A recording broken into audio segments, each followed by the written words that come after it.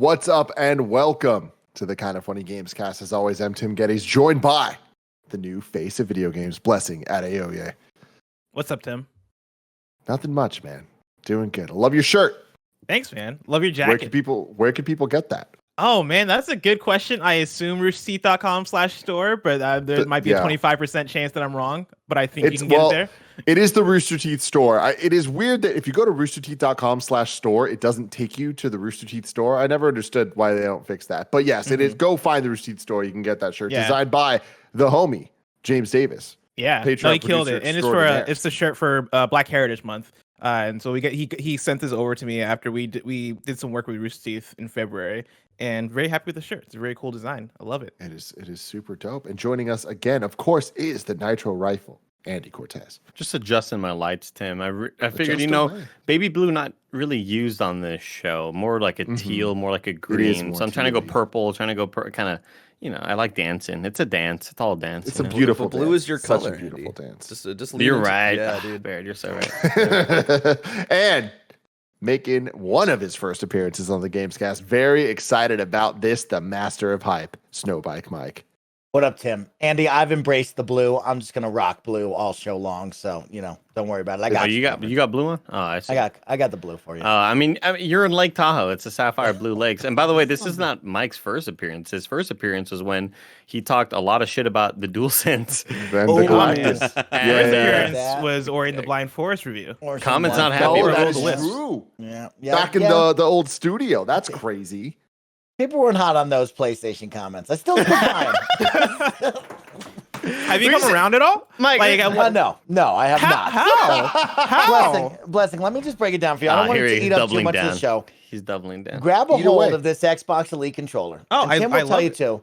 This is the best controller around. You can't tell me that if you grab this controller and you walk over and you grab that DualSense, that you think that this is even in the market. You know what I mean? It's not that good. Does the Elite controller have haptic feedback? I don't like the haptic feedback. Haptic feedback changes the game though. When you're running around an Astrobot, and you're getting the pitter patters of the feet. Let me tell you, it's different in a game that you actually care about, MLB The Show 21, where I can actually feel like when the ball hits the glove of someone, and depending on where they are on screen, I can feel it in like the corners of the controller. Mike, it's pretty cool. Do they have haptic feedback in baseball, Barrett, where you? Because I remember playing baseball in high school and stuff, and sometimes a breaking ball might come a little too inside, and you're hitting the baseball right above your hands as opposed to on the barrel of the bat, and that shit hurts your hands. Yeah, it does. Dude. I don't know. I would have to actually play it in the moment to tell you if you feel that, but at least for throwing and stuff and fielding, you definitely feel it and notice it. Now I know little about baseball. I know the basic rules, but every now and then I know that the pitcher will sometimes throw the ball at the batter, and that'll force a walk. And I don't know when that happens, but it happens every now and then. Yeah. Do you feel that in the haptic feedback? Do you get the impact? I haven't been beamed by a baseball yet, so no. Okay, take one in the shoulder. Yeah, could the Elite Series 2 do that, Mike? I don't think so. I'm going to take a lot of smack in the comments. People will be like, but it's a $200 controller, Mike, this and that. I know. Comments, just relax. We're just talking shit. It's way better. Just let us talk shit. We're just having fun. Premium is shit, man. I love this thing. I love the versatility of it. I love being able to switch out the D-pad and all the buttons and stuff depending on the game I'm playing. If it's a 2D platformer, I want this D-pad. If it's a fighting game, I might want the one that's a little bit more of that, the roly-poly looking guy. It's just I like the options there. I think you're crazy for not loving the DualSense. The DualSense is fantastic and the closest the two console controllers have ever felt. But I will say that there's nothing as premium as this thing. And I wish that there was a premium version of the DualSense. You're talking about the Elite controller specifically. The Elite Series 2. Okay. Yes. Yeah, Bless. Because Bless, you're playing a new Souls game, Elden Ring comes out, right? And I'm putting a date on it right now, August 24th, 2021. Oh, that's sooner than I thought. Yeah, really exciting stuff. Crazy. Really, really exciting stuff. So, Bless, you get Elden Ring, right? You get that shit on PC, okay? Because you know what? You can't get that little back button controllers anymore. They're not for the DualSense 5. They're only on the old DualShock 4 or whatever. So you get an Elite controller. You play it on PC, and you get back button. You set it to run and roll. You set it to run and roll. You're not having to take your right thumb off the camera stick. You have full control of your camera, and you're running and you're rolling and you're juking and driving with one little. I only use one bumper, by the way. Just one is all I need.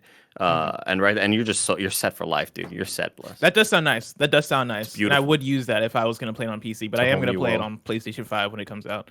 Damn. On your DualSense. On my DualSense with the haptic feedback and the adaptive triggers. And the PlayStation button, and the touchpad, and the lights that light up. This thing is perfect. Yeah. Does the Xbox controller have a PlayStation button? I don't think so. I don't think so. This is the kind of funny Gamescast where each and every week we get together to talk about video games and all the things that we love about them. You can get it on youtube.com/kindoffunnygames or roosterteeth.com as well in video form. If you want audio form, guess what? We're on all of your favorite podcast services. Check out your favorite podcast service, search for Kind of Funny Gamescast. Will be right there for you. We recently migrated off of SoundCloud to a different service. So now 100% we should be in all of the different podcast places. If you're not finding Gamescast there, if you're not leaving us the 5 stars, 2 thumbs up, all that stuff, you're going to need to figure out your life. But if you're not seeing us, please tweet at me at Tim Gettys. Let me know that it's not there so I can try to figure that out for you. I would really, really, really appreciate that. But if you don't want to worry about any of that at all and you wanted to get this show live as it's being recorded, if you want to get this show ad-free, if you want to get the exclusive post show, patreon.com/kindoffunny is where you want to be. Just like our Patreon producers, the nanobiologist, Tyler Ross, Joseph or Yusuf, Trent Barry, Mizuki, Man Bear Paradox, Julian, the gluten-free gamer, Alex J. Sandoval, Sancho West Gaming, James Hastings, Elliot, and Casey Kern have all done. We love and appreciate all of them so very, Thank you very for much. supporting us, everybody. We also love and support our beautiful, illustrious sponsors, including ExpressVPN, Canva, and Channel Fireball Box Breaks. But we're going to talk about all of those later.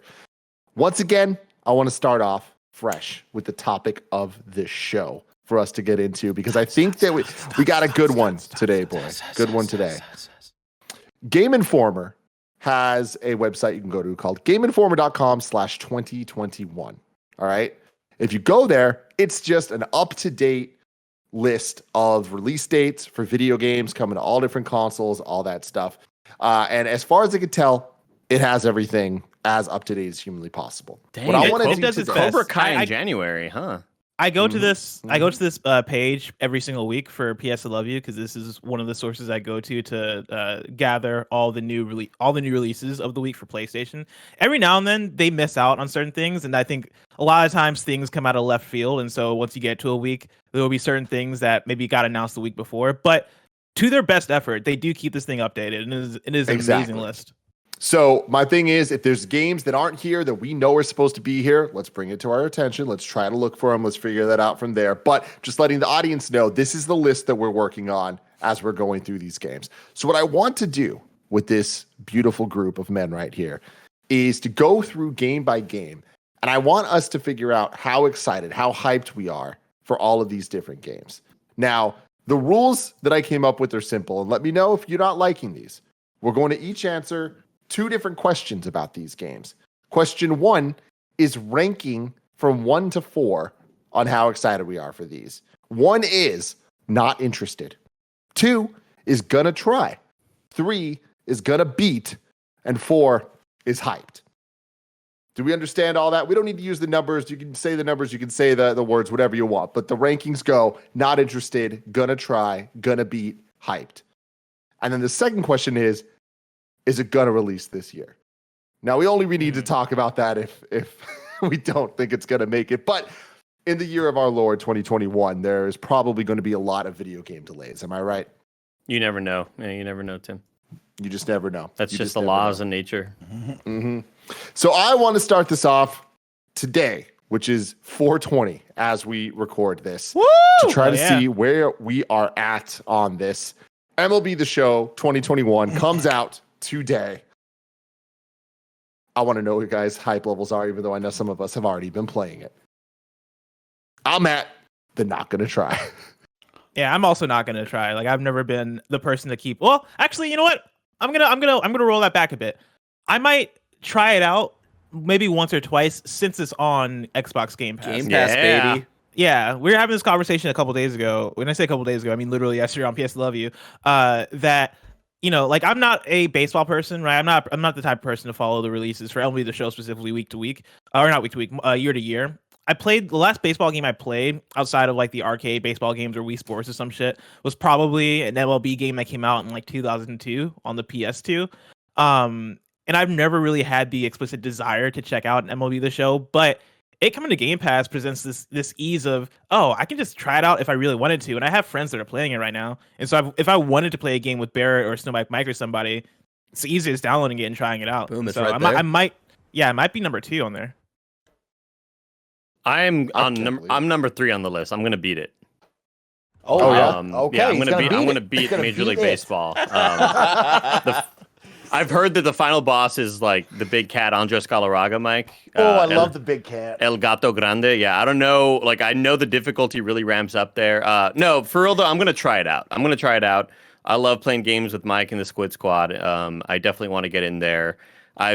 My enthusiasm for baseball has come back recently in the last 2-3 years since the Braves got better. But for like 6 years, the Braves were really terrible. And my love for baseball was like at an all-time high as a kid. Similar to kind of like, I'd say the WWE almost, being a gigantic WWF fan. And then my enthusiasm just kind of went down when I turned like, I don't know, 16, 17. Didn't really care much about baseball when the Braves were bad. And then I've recently started caring since they are actually good now. So I'm back in. I want to create a little franchise, Mike, create a player. I know our friend Washburn, his creative player name is Bobby Bases. Love that. That's great. I want to. We'll see if I'm creating like a DH, Mike. Maybe I'm a little shortstop. That's what I'm used to playing shortstop in baseball. Yeah, baby. So. Well, I'm really glad that you brought this up, Tim, because this is a 4 for me. And this is something over on the Kinda Funny Xcast you can catch live. We did our first impressions and the review so far of it as we had a little bit early access to it. But I'll tell you this right now. This is a 4. It's a big deal for gamers all around the globe and for mainly Xbox players like myself, because this is the best Major League Baseball sports sim that you can find on the market. And in all honesty, this is probably the best sports simulation game you can find, right? FIFA, Madden, NBA, NHL, now MLB on all the platforms. This has cross-play day one on Xbox Game Pass and playable on the cloud. There's a lot of big factors going into this that gets a lot of momentum in my book.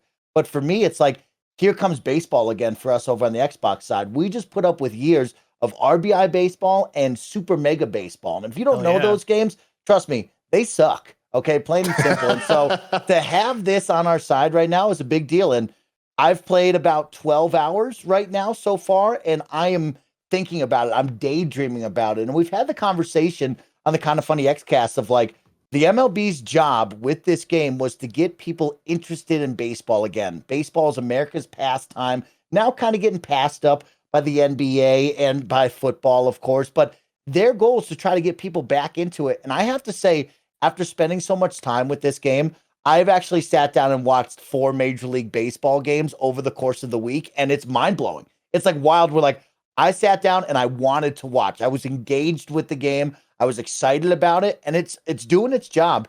And I mean, all the features, right? You have Diamond Dynasty, which is the card pack game. You have Road to the Show. You now have a baseball diamond editor where you can build your own stadium. There's so many factors I can go on and on. Go check out the Xcast. But this is a 4. And anybody listening out there, I implore you just to give it a try. If you're on Xbox, it's on Game Pass. If you're on PlayStation, you're going to have a conversation money-wise if this is into you. But this is a must-play sports sim right here. Hands down. This will be game of the year in the sports catalog. I promise you right now. I'm going to put that bet down. Wow. While you're talking about that, Mike, I know you got Xcast coming up later this week. Do any of you guys have access to the Xbox Cloud stuff that came out today, the iOS stuff? As of right now, as of recording, myself, Paris, and Gary have not been invited on Tuesday, April 20th. So we'll see if we get access into that right now. But I have not been invited to that yet. That's exciting. Let me stuff. call Can't wait to hear about it. Call him up. Mm-hmm. Yeah. Uncle Phil, baby. Moving on. Next up. So the other option is going to be games where we're all just like, We don't even know. So, Atelier Mysterious Trilogy Deluxe Move Pack. on. Move it on. Buildings have feelings too. Nope. Dude, we were just talking about that game yesterday. That game looks really cool. It's not one I'm going to try out, but it's one that if you're interested in building sims and you're interested in weird, quirky concepts, the whole thing about this game is that the buildings in your building sim walk around and talk to each other and have feelings. Oh. And so, check out the trailer if that interests you. It's a really cool, really funny trailer. But it's one I'm not going to check out. Then next up, we got Immortals Phoenix Rising, the Lost Gods DLC coming to every console known to man, it looks like, on April 22nd. Any of you guys thinking about getting back into Immortals Phoenix Rising for this? Nah. Never tried it out. No. And it's weird because I've brought it up in other conversations that we've had, and I know Barrett's very mild on it. I know several of us kind of on this call are pretty lukewarm on it, but there's some people that just swear by it and say it's just like an amazing game, and I don't fully know what whether this would actually be a game for me. I know a lot of people are like, dude, it's like a Breath of the Wild light, obviously in HD, and it looks phenomenal and it's super fun. I don't know. I feel like I owe it to myself to try it out, but there's many other things I'd rather play. So moving on a little bit from there, we got one Near Replicant version 1.22474487139. Ellipsis. Do any of you guys have interest in this? Oh yeah, I'm gonna beat this one. I'm definitely gonna. Oh beat yeah. This one. Yeah. Oh shit. So we're going number 3 for Bless. Yeah. Andy, what about you? This is 3 or 4 for me as well. This is either gonna beat it or hyped. I was a big fan of Nier Automata. I've been talking to him before how I've been really wanting to play and replay Automata on PC since the PS4 version just doesn't look that great. And I believe they put out an official tweet recently saying we are finally going to patch the Steam version, which has been pretty broken for the last several years since the game came out. And mods were made for it several years ago in order to make it more playable and for it to look better. But I'm happy they're actually going to go back and finally patch it out. The gameplay is incredible. Did you ever play Automata, Tim? Yeah, I beat it only once though. Got it. Yeah. Okay. Yeah, I did a full playthrough, and then I got halfway through the second one. But I didn't. Oh, man. I didn't want to commit the time to it, Bless, because my thing was, damn, it took me 20 hours for one playthrough, and I'm gonna have to put another 20 hour in, and then everybody's like, no, Andy, the second one's like 6, and the third one's like 4, quicker. and yeah. And that's the so thing, I owe it to myself to do that for sure. That's the thing that's the bummer about Nier Automata is the game frames its systems as having multiple endings, right? Where you finish the game, you play it again so you can get more content out of it, and then you continue to play multiple endings. But really, the other endings are basically sequels to the original ending. Like once you get past the second one, you are playing entirely different content from there on. But the game doesn't really communicate that, and so people get to that first ending and then drop off because when you start it again, you basically start off from the same beginning that you had when you first started the game. You know what it reminds me of? It reminds me of when Pixar makes like The Lion King 1.5 and shows you what Timon and Pumbaa were doing the whole time. Yeah. Well, that's what the extra playthroughs remind me of. That's the thing I loved about it though, is like even though for that ending B, you are doing a lot of the same content, you are getting it from an entirely different perspective in ways to where you get to certain scenes and you're like, oh shit, I didn't realize that this thing was going on over here while this thing is going on over here. Like Nier Automata to me is dope is because it's a story and a game that can only be done with it as a video game. Like you can't do that as a movie or any other form of media really, because you really need to be in the shoes of these characters, getting these different perspectives. And Nier Replicant, right, for those who may not be aware, is basically a prequel to Nier Automata, but it is a remake of the one of the games that came prior. And so like around a decade ago, Nier Replicant and Nier Gestalt came out. And Nier Gestalt came out in the West, where Nier Replicant, I believe, came out only in Japan. And both of them are precursor to Nier Automata. And Nier Replicant, this new one, is a remake / remaster of the old game that basically, I believe it has the same story and same content, but then has some reworked gameplay and stuff for this new version. And I'm super hyped to try it out. Yeah, I love the combat style. I fighting enemies in that game is so fun. It reminds me a lot of whenever we see a lot of those the massive screens of orbs coming at the player. It reminds you of kind of what Returnal looks like it's going to be coming up soon. But yeah, the gameplay is just so fast and flashy, and I'm super stoked to try it out on PC with like the unlocked frame rate and just see how smooth and gorgeous it looks. I'm super stoked for it. So 3 or 4. I put 3.8 for me, Tim. I'm really excited for Replicant because I want to play through it and then finally play Automata. I've never played it before. And hell yeah! Oh wow, hell yeah. Andy, moving on to that, actually, April 30th, we got Returnal. Where we at with this? I put this one at the 2. They're gonna try. I'm interested. Housemarque games always fantastic, but there's something about they've never hooked me. Like it never gets me playing past 2-3 hours max. And Returnal seems to be one that like has a little bit more meat on the bone when it comes to gameplay that's not just the arcade style that they're known so much for. But yeah, pretty interested in it. Yeah, I would put this in the 3 or 4 category for me. Early on, the main thing I'm worried about is the scariness of it, man. People are saying it's like legitimately a scary game with like weird twisted type shit. But the gameplay just looks right up my alley. It's running and gunning and it's dashing and shooting, and you are avoiding the very obvious enemy attacks. It's basically like one of their top-down, any other top-down shooters, but in a more 3D form.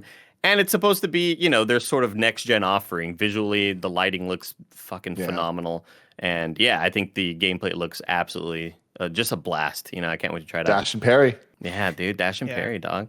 This is one that, as the closer we get to it, the more I move up towards a 4, to where I'm like, oh yeah, it's Housemarque. Oh yeah, this is a big PlayStation game that's about to release, and it is this third-person roguelite that Housemarque is making, which is very different for them, especially for it being a $70 game.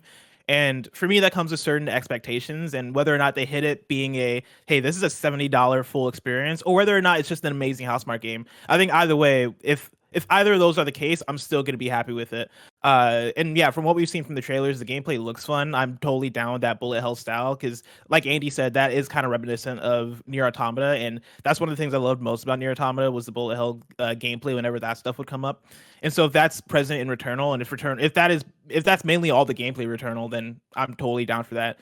And then yeah, like in terms of it being a roguelite, lately I've been getting more and more into roguelites. And when I say lately, I guess over the course of the last generation, because it started with Rogue Legacy for me and then moved on with Dead Cells and then Hades. And if you put a roguelite in the description of a game, I'm down to at the very least try it out, because when those hit for me, they really hit. And so I'm hoping that Returnal ends up being that. Yeah, and also, I just think the difficulty of it makes me excited. It seems like you're going to die quite a bit in this game, and like, all right, what do I need to fix next time? Because I had that a lot recently playing Outriders, like finally beating it and playing through solo the whole way and trying to sort of re-examine what your prior strategy was against that first boss, and how can I fix that and make it better next time. I love that type of engaging And there's a dash gameplay. mechanic. Dash, of course, dash and parry. Dash mechanic, man.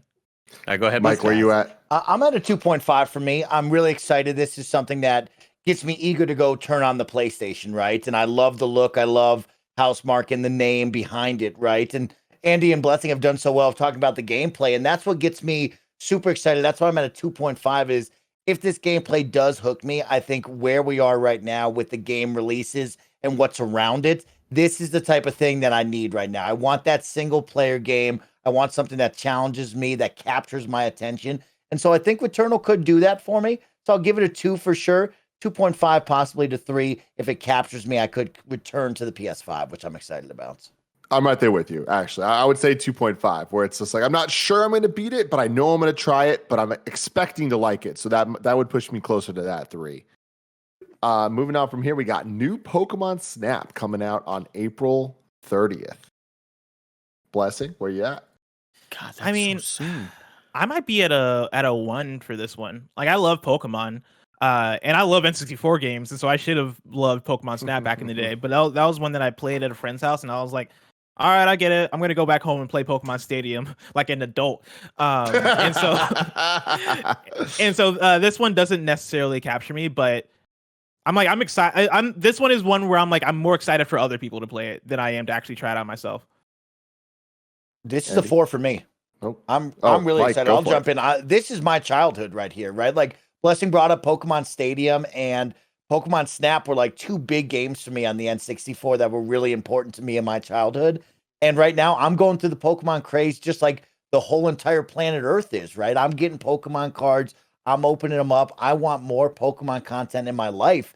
And to see this and what is going to happen, right? The different ideas of day and night cycles, the chance to throw out these glowing orbs that will make the Pokemon change color that you're seeing up on the screen here in a moment. And on top of that, the social aspect, right? To be able to see other people's photos, get inspired by them, or be challenged to get a better shot than them, I think is really going to capture my attention. And for me, this is a big deal right now on the Nintendo Switch side. This is what I need to get back over to that and turn it on and get excited. So I can't wait for this. I'm so excited.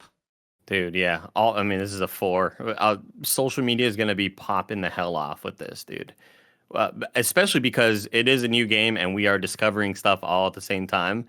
And you're going to see people figuring out shit. They're like, oh my God, I didn't know there was a goddamn Kangaskhan back there. Well, who would have thought, Tim? Who would have thought? Who the hell would have thought? Yeah, but this is my childhood as well. This is me going to my aunt's house in Austin who had a 64 and Pokemon Stadium was there. But for me, it was like, it's just the 3D version of the Game Boy game. I wanted this to be more than that. So Pokemon Stadium never did it for me, but this was a different form of Pokemon and a different way to sort of be engaged with the franchise, and it was so creative, and it was bizarre as hell at first, and it's like, God, I got so addicted to it, and yeah, I can't believe it's already here, dude.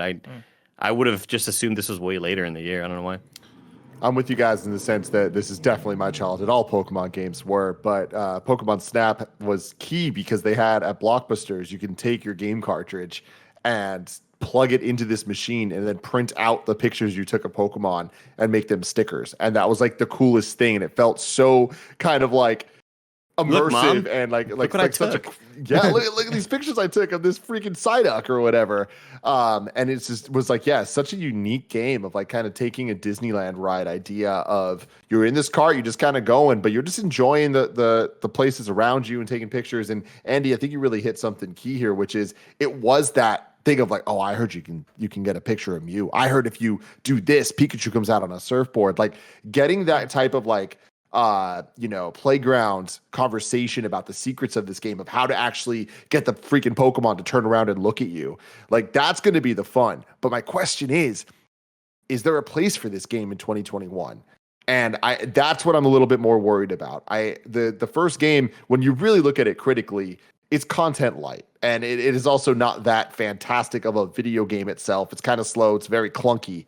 And what does that look like in 2021? And that's the big question I have, that I'm hoping that they have kind of looked at and found enough like hooks to put in it that aren't just, hey, it's the first game again with new Pokemon, but it's the exact same thing.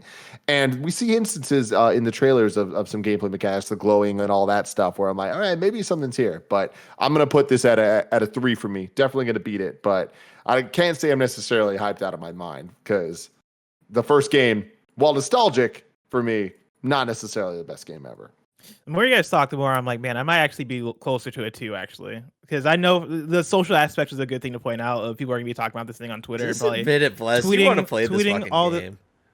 Wait, what was that, Barrett? You just want to fucking play. Just play this game, Bless. Just fucking admit it, bro. I'll try it out. It's just Snap specifically has never been my thing. I'll try it. No, you want to fucking play this game, Bless. Let's go. It's just the thing is, there are too many games. Like we just talked about Returnal and Nier Replicant, and from my side, I'm talking about time. Like I'm like, dude, I know I'm gonna have other games to play. I'm still playing Disco Elysium. Like, am I really gonna have the time for Pokemon Snap? But yeah, like to you guys' point, right? Like people are gonna be tweeting out screenshots. We're gonna be doing all that stuff, and I'm gonna see that, and I'm gonna go, "Fuck yeah, I do like Pokemon, don't I? Oh yeah, I do love a Bulbasaur," and I'm gonna want to pick up the game for that. Yeah, totally. I can't wait. Just a couple of weeks away from seeing all these fun pictures. I want to see a Pichu hanging out with some other Pokemon. What's he up to? Next up, we got a couple games. So R-Type Final 2, Terminator Resistance Enhanced, Total War Rome Remastered. I don't think any of those are for us, correct? No. So then moving on into May then. Resident Evil Village, the big one. PS5, Xbox Series X, PlayStation 4, Xbox One, PC, May 7th. I'm gonna start this off. This for me is at that 3. This is at the gonna beat for sure. I'm not necessarily hyped out of my mind for it. Like I've said before, Resident Evil 7, not my favorite of these games. And the first person, while makes it a little scarier, not necessarily my favorite from a gameplay perspective. I prefer the third person behind the back type stuff. But I'm loving the atmosphere of this. The demos have been fantastic.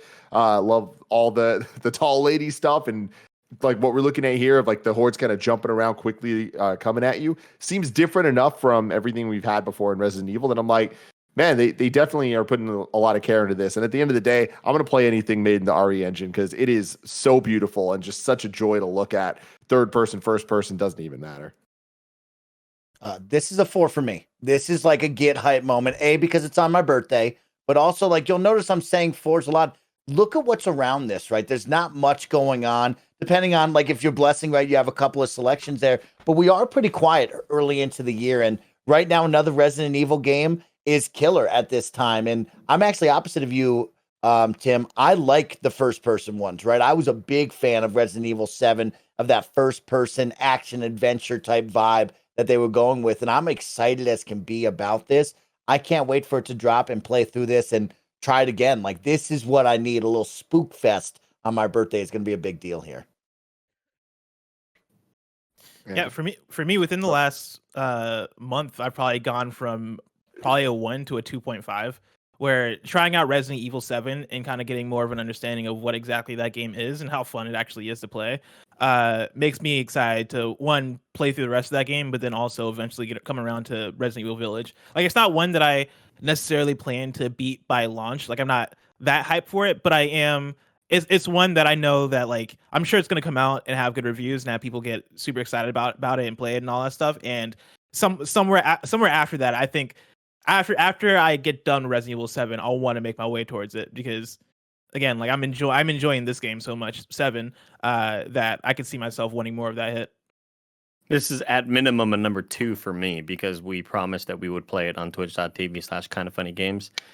If it gets delayed for 3 years, totally fine by me, right? Like, I'll be long gone by then, Mike. You know what I'm saying? I'm fucking out of the company. But Andy, though, like if you didn't have to play it for stream and all that stuff, like has playing 7 gotten you to that point just inherently to the gonna try level? No.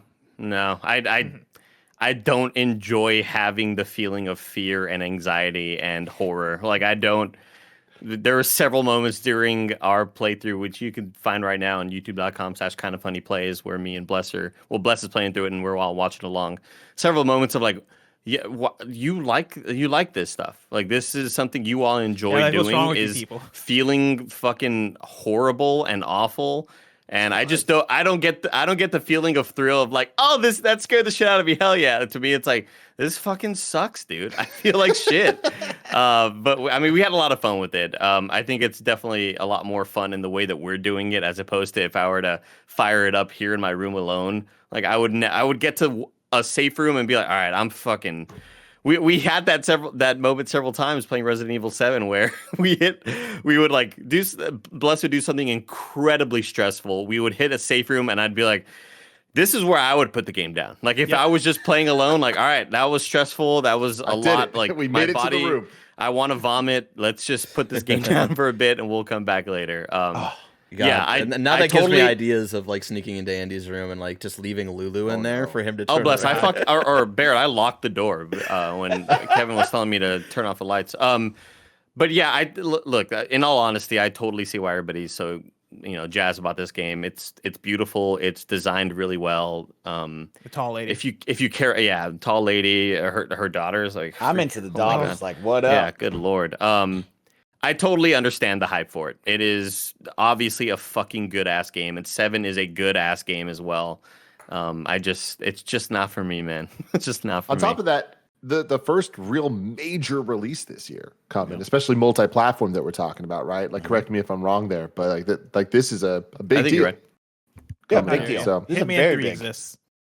Hitman 3. Blessing, make sure at the end of the year nobody forgets about Hitman 3. Oh, I will. They not. will. Oh, it's going to be bad. I will make sure that, and It Takes Two. Don't forget about It Takes Two. I'm going to make those will come up in my Game of the Year discussions for sure. People are going to forget those. Moving on, we got Hood, Outlaws, and Legends. You know what? Is that I'm for gonna you? have that at a number 2. Every time I see gameplay of that game, I'm like, that looks kind of fun. Yeah.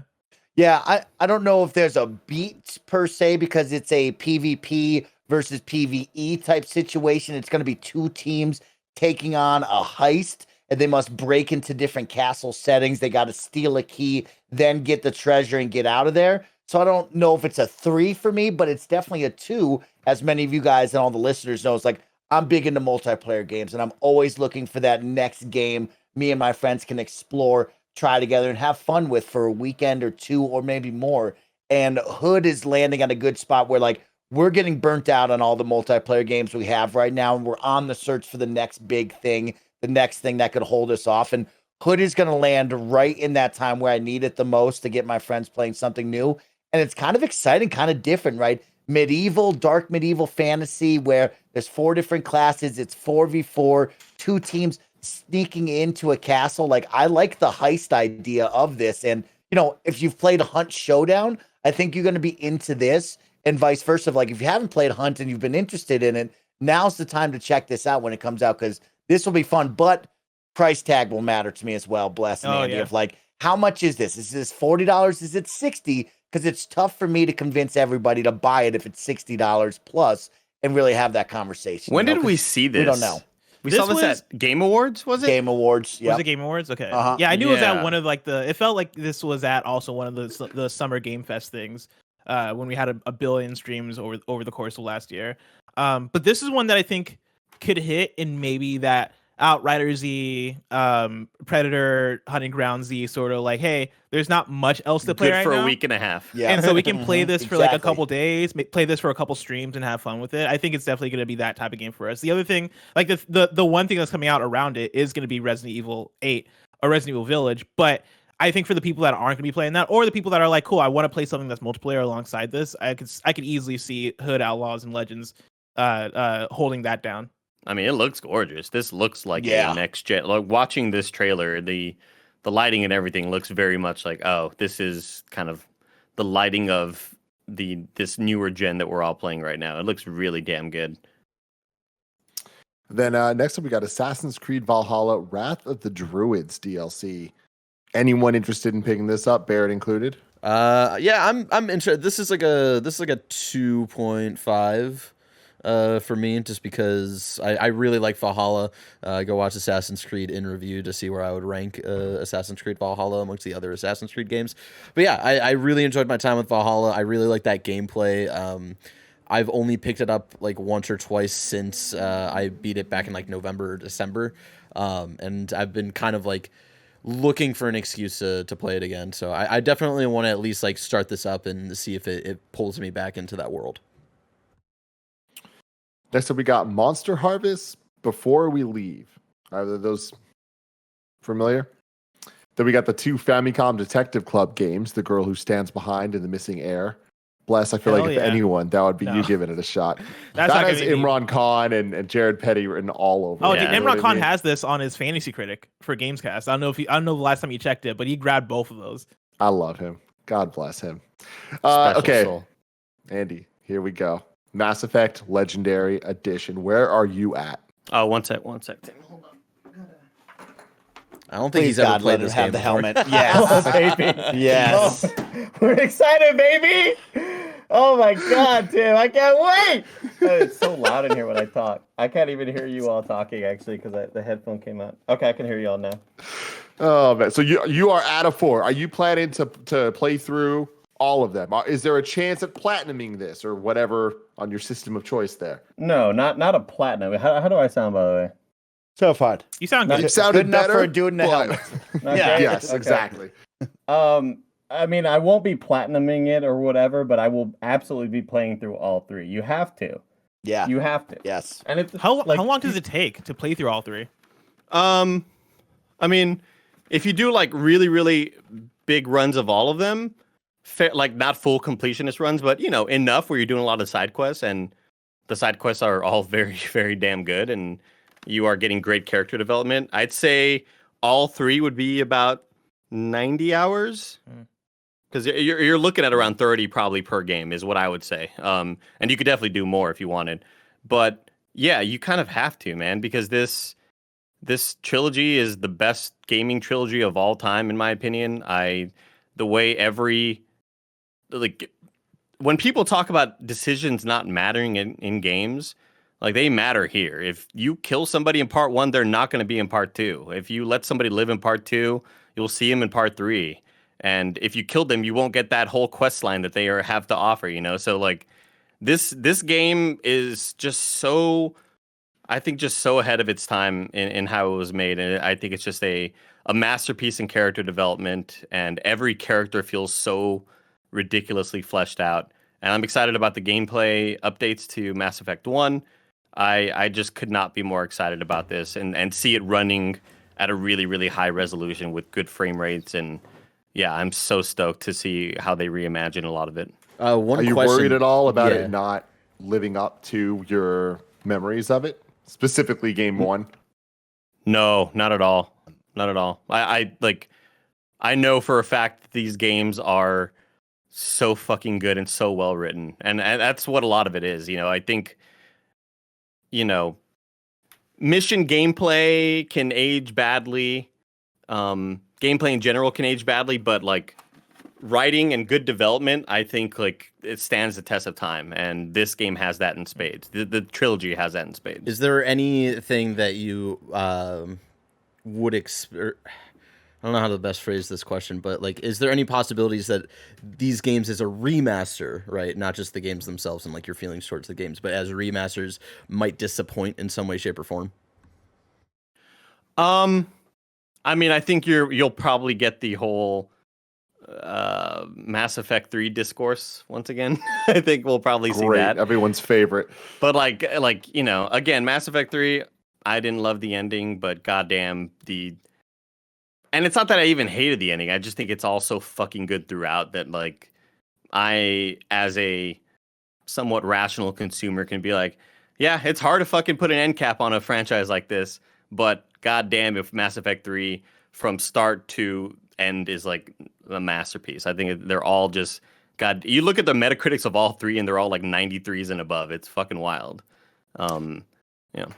Mike, I want to let you off the bench. You started this off throwing up that 4. Where you at? It's a big deal here. This is, like Andy just said, this is one of the greatest gaming sagas that we've ever lived through. And it's a big deal to see it ported up and to have gamers, no matter what your age is, your generation of gaming, if you've seen this before and played it, if you've never seen this, it's a big deal for this to come out and for everybody to have the opportunity. And I can't wait to relive it, right?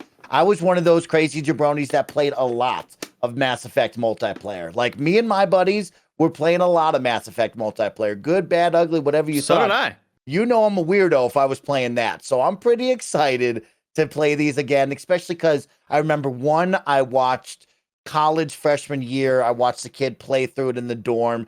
Then I played 2 and 3. So like now to have this back with the up-res, like Andy said, in my possession to play through again, I can't wait. This is a big, big deal. And like to hear Blessing, who has never played this, and like him have an opportunity, it makes my heart bump out of my chest because this is a big, big deal, especially as well. If you're watching The Expanse, come on, you're going to get really excited right now. Before Blessing goes, I know that Blessing recently sort of dove into Fallout New Vegas for the first time. And if you're playing a game that's 10 to 15 years old, you will always sort of experience this game looks kind of rough, you know? And I think you will still experience that. There will be characters that don't look great. There will be modeling that, you know, maybe their mouth looks weird or it's deforming weird around certain animations or whatever. But that's just kind of like me pre-warning Bless, because it's not going to look like Demon Souls remake. Again, this is not a full remake. This is let's soup up the older trilogy in as many ways as possible and adding new lighting and up-resing all the textures, and also making huge for me is like re-rendering the cutscenes in 4K with like all the new, I think they use like a bunch of different AI programs to up-res everything. And that's awesome because I hate playing a game that's kind of been remade and you go to a cutscene and it looks like it's 480p and it looks like blurry and garbage. I'm super stoked for how much work went into this trilogy. Bless. Yeah, like I flow anywhere from between a 2.5 to a 4 for this one. I'm super excited and super hyped to try it out. Because Mass Effect for me has been a series that has always kind of escaped me. Like back in the day, like I remember having a PS3 and hearing about Mass Effect and wanting to try it out, but I was always like, well, Mass Effect 1 isn't on PS3 because it was an Xbox exclusive. Came to PS3 later, but at the time I was like, well, should I start with Mass Effect 2? And by the time I finally came around to it, I bought Mass Effect 2, and then my PS3 got the Yellow Light of Death. And it was always that thing where I'm like, dude, I love Bethesda RPG so much. I love Fallout so much, and I'm sure that Mass Effect would be one that I'd be really into, especially now having played Outer Worlds and knowing how much Outer Worlds feels like this fun middle ground between a Bethesda RPG and a Mass Effect game. And so I'm looking forward. I think Mass Effect is one of those games that'll have everything I'm looking for out of that type of game. And it's also one of those ones where I'm like, hey man, you never know. I might jump into it, get 15 hours in, and be like, all right, cool, I get it, and bounce out. I don't necessarily expect that to happen, but it's one of those things where there's so many games coming out, and you never know. But I always try to keep that in the back of my head of like, I don't gotta force myself to play this game, but it's one that I'm excited to try out. And so yeah, like I'm excited to try it out. What's up, Andy? One of Outer Worlds' strengths, I thought, was just how great the side characters were, and how much wanted them in your party, right? And Dude, you wanted to be around Parvati. them. Parvati, my girl. But the cool thing about Mass Effect is it really reminds me of going the Fashion Souls route in Dark Souls games, or in Outriders. You're like, God, this super powerful vest it looks like shit, and I could use it and be more powerful, but I'd rather look dope. And a lot of that, you're gonna experience a lot of that in Mass Effect, where you're like, well, this character is up, has higher skills. This, partner that I could bring with me on these missions, they are more powerful, but like, these are my homies. These two people are my homies, and we've been building a bond, and like, we've been getting to know each other, and I'm trying to bang Liara. Like, I want to bang this blue alien. I fucking love this woman. And it's just like, you start to forge these relationships with these fucking computer characters, and it's absolutely just mind-blowing how good they are. That's one of the things I love the most about RPGs, is being able to forge those relationships between characters. Like, that was one of the things I loved about Outer Worlds. I'm playing Disco Elysium right now, and that's the thing I love about it. Is right now I have my partner Kim Kitsurugi, right, who's your partner throughout the game. And as I'm going through this journey in Disco Elysium, I feel like my relationship with Kim is growing, and it's becoming something that feels deep, and it's something that I care about as much as I even care about the main story. And I'm sure Mass Effect has that a lot, because that's the thing I hear about Mass Effect all the time is, oh yeah, like the companion missions, all like the way that you can build these relationships with your characters, you can bang aliens. Like, whenever I hear this stuff, I'm like, dude, that sounds like something I want to do. Including the part about banging my alien companion. Like, that all sounds really awesome and really fun. And so again, I'm looking forward to it. Just don't be a little horny boy though, Blast. You can't be banging everybody, all right? You got to pick one, and maybe experiment with Jack, maybe like Miranda, maybe Garrus, but like, we can't get too horny. I feel you got to be loyal. My view of Mike is always tarnished week by week of him just like subtly being like bang them all, but also like bang them all. Blessing. Like, I'm banging them all. Did you try to romance everybody in Persona? Because I feel like that's the kind of move you would do. In Persona 4 Golden, yes, and I received, well, not even everybody. Only 3 people, but still, like, I received the consequences that I deserved. So Persona 5, I didn't do that. Okay. In Mass Effect, I very likely will not do that.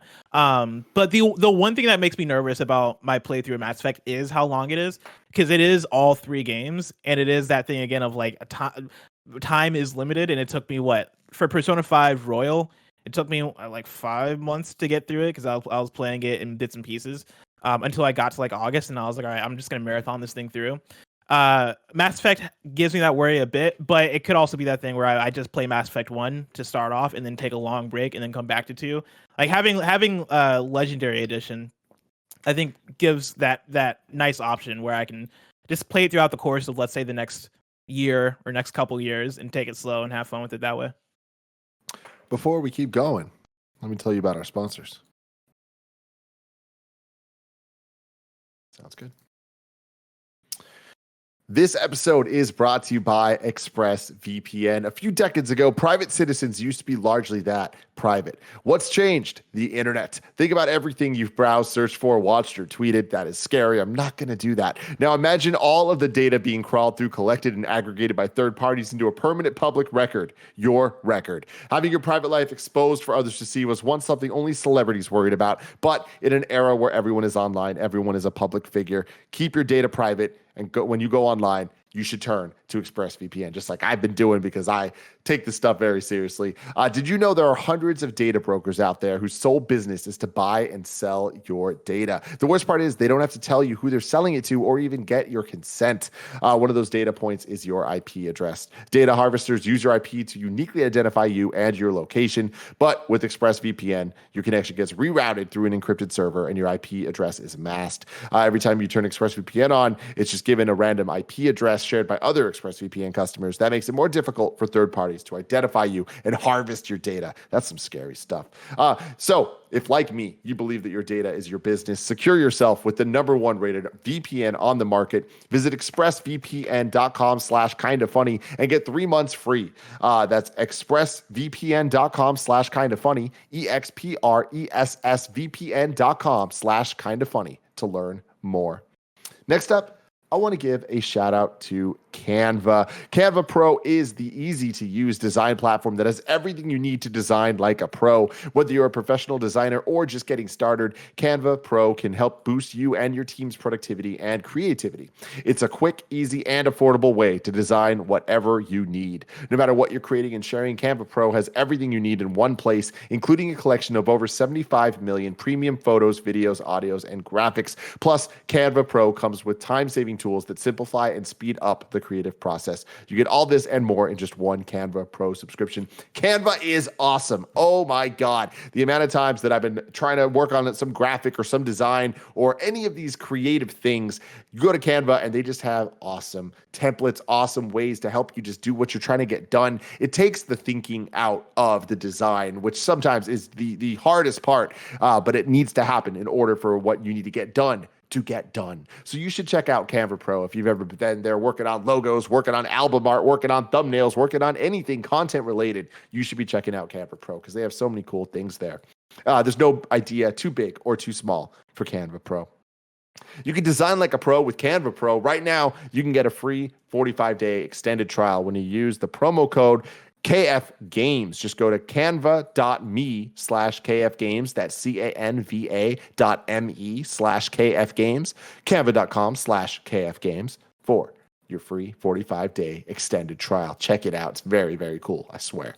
And then finally, this episode, I'm very excited about this, is brought to you by Channel Fireball Box Breaks. Channel Fireball is a very big name in the collectible and trading cards industry. Their new initiative, CFB Box Breaks, involves live streamed pack and box openings. People will purchase a group in a break. We'll use basketball as an example here. Let's say we all buy in. I get all the Cavaliers cards. Greg gets the Miami Heat cards, etc. Then the break happens live on Twitch, YouTube, and Facebook. They do streams every Tuesday through Thursday at 1 p.m., every Friday and Saturday at 3 p.m. And there's also personal breaks. So let's say Blessing buys an entire box of Pokemon cards. They open it on stream. It's super hype, and then they ship you the content. So you get to see the fun opening of all that stuff with an audience, and it's really cool. Each stream also builds to a premium break. These are usually spicier or more expensive breaks with big hits in them. For example, this Saturday, they're breaking a box of revised Magic the Gathering. Each booster pack is $500, and there are cards worth over 1,000 if you that you can open in there. Box breaks are fun. I've been watching a whole bunch, and it's super cool. It's just get hype moment after get hype moment. Like, is there anything else to love more than that? I don't think so. But this Friday and Saturday, CFB box breaks are running 2 spicy Pokemon box breaks, a booster box mixer on Friday and an elite trainer box mixer on Saturday, with packs from Evolutions, Darkness Ablaze, Sword and Shield, Vivid Voltage, Battle Styles, all the latest Pokemon card packs. And Barrett, please bring it up now. You can get your hands on a Pikachu VMAX worth over $400. They call him Chonkachu. Look It's at like a that loving big boy. thing. They love him. Look at him, man. Come on. You can go to CFB Box Breaks now and use code KINDAFUNNY so they know we sent you. That's CFBBOXBREAKS.com. CFB Box Breaks. Use code KINDAFUNNY. Please support this because this is awesome. And this is the type of stuff I want to be doing a lot more of. So, hey, CFBBoxBreaks.com. Use code KINDAFUNNY. So now here. Wait, Tim, did you answer? Oh, I didn't answer. I'm somewhere between a 1 and a 2. I gave 1 a try back in the day on Xbox 360, and it didn't vibe with me. There was like the Rover stuff, and like I was just like, this just feels like it's wasting my time in a way that I don't like. And then I remember playing a bit more of 2 on PS3, and I was way more in. I was like, okay, I get these characters. I'm liking this a lot more, but it's not my type of game. Like that's just where that lies, and that's okay, totally fine. But I'm very excited that the remaster is actually happening. I'm stoked that it's coming out on all the consoles and that everyone that wants to play it for the first time like Bless gets to, and everyone like Andy and Mike can return for the who knows what time. But Days Gone coming to PC. Anyone willing to give that a shot? Potentially Andy? Possibly. Like many of the other PlayStation releases, I wanted to see how Death Stranding looked. I wanted to see how Horizon Zero Dawn looked, and I will likely try out and see what Days Gone looks and how it performs. More of just curiosity. Will I play it for more than an hour? Probably not. It likely will just be a hop-in thing. I think that's fortunately, that's a benefit of working with Kind of Funny, is that we get the games for free. But if I was not getting the game for free, I would not buy it. Anyone else? No. Don't need to go back. Moving on, I do want to give a shout out to Aerial Knights Never Yield, which we saw recently in that Nintendo Indie World thing. It's out now on Steam, so you can already try it out. But this is definitely. Shit, is it? I'm pretty sure, right? That's a 2 for me. I would definitely try it out. Yeah, it's definitely a 2 for me. It looks real cool, and I just want to play it on a console. It seems like fun, and there aren't too many games that I'm interested in coming out soon. So it's like that seems like a good thing. Yeah, that's a 2 for me. Also, I'm really excited to try it out.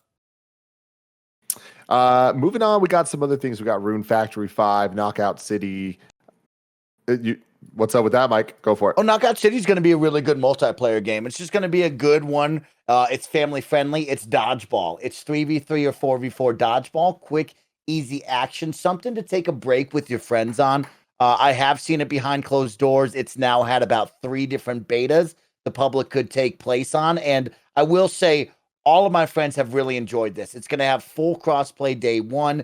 It will have private lobbies, so you can play up to with 6 friends or 8 friends in your own group if you don't want to play against other people. And I was actually really impressed by the gameplay. It's tight, it's fast, it's a fun time, and it's something that should be on people's radar if you're looking for that multiplayer fix. It's a good time. Also. Mike, do you know how much money this is? This is going to be $20. Bless. Oh, really? $20. $20. Yep. Okay. $20. Because this is another one that I put in that camp of maybe being like an Outriders or like a Predator Hunting Grounds, where people flock to it because we're looking for a multiplayer game at the time, and it becomes the talk of that week. Mm-hmm. Yes. I was watching Golden Boy Alex Mendez play this on his stream, and he was just all in. He was like, "This game is awesome. It not only is it full crossplay across the board, but it's just fun as hell and it runs great." And yeah, it was like one of the more problem-free launches. You know, whenever there's a game releasing with a beta, you can always expect some sort of issues to, getting into a party and inviting your friends, but he seemed really, really high on it. I will definitely be trying it out. I think it could be a great thing to try out on our weekday streams. Try it out for a couple hours. 100%. I'm super in. I will definitely try it out, whether during the day or at night or whatever. I'm a strong 2. Yeah, this gets a 2 for me as well. Yeah. Keep an eye out on that. I do want to roll back really quick, Tim. You skipped over one that was important to me, and that's Subnautica Below Zero. That's something I just want to make sure is on everybody's map. That is elevating Subnautica. Now you can go outside and be in the frozen tundra, actually taking it from below the water up above onto the frozen ice. And it looks really cool. I'm excited about it. If you guys haven't played Subnautica, now that's a good little 420 game, since we're recording this on 422. Zone out, relax, to swim in these beautiful don't settings. relax too much. But I was going to say, but, game. little caveat, it does get a little spooky after a certain time where some big killer sea life tries to kill you. But this is a fun crafting, exploration, zone out and enjoy the setting type games. And I'm really excited to see what this team does in a frozen setting and above ground, right? You're not in the water. You're in the water, but you actually can go above and run around. So this is going to be fun to see what they do. I'm really, really excited about this. Yeah, I need to definitely give it another shot. I think I tried it out when the game was first released on Xbox. It was a beta on Xbox One, on One X, and it was really buggy and did not run great, and I had a lot of issues with it. But on top of that, I think I sort of set the difficulty bar a little too high and put all the survival settings at the highest thing. So you constantly need to be eating. And I think whenever I play survival games with really strict rules, it just immediately turns me off, and I say I don't want to play this anymore. So I think I definitely need tone down those difficulty settings, because it gives you those options. It could say, hey, you don't need to eat in this level, in this mode or whatever. In this mode, you need to worry about your oxygen levels, blah, blah, blah. But I definitely want to give it another shot because it's really interesting, and everybody who seems to play it seems to really dig it. So moving on, we got Miitopia coming to Switch.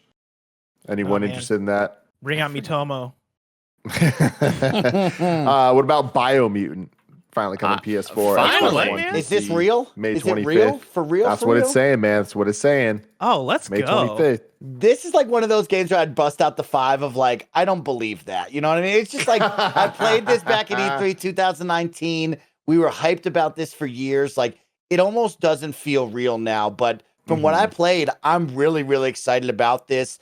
And the character customization was really cool of how you could create your character. And the gameplay was fun, right? It's like that hack and slash combo type game. And I'm interested in the world and the settings, but like, it just doesn't feel real now. It just doesn't feel real.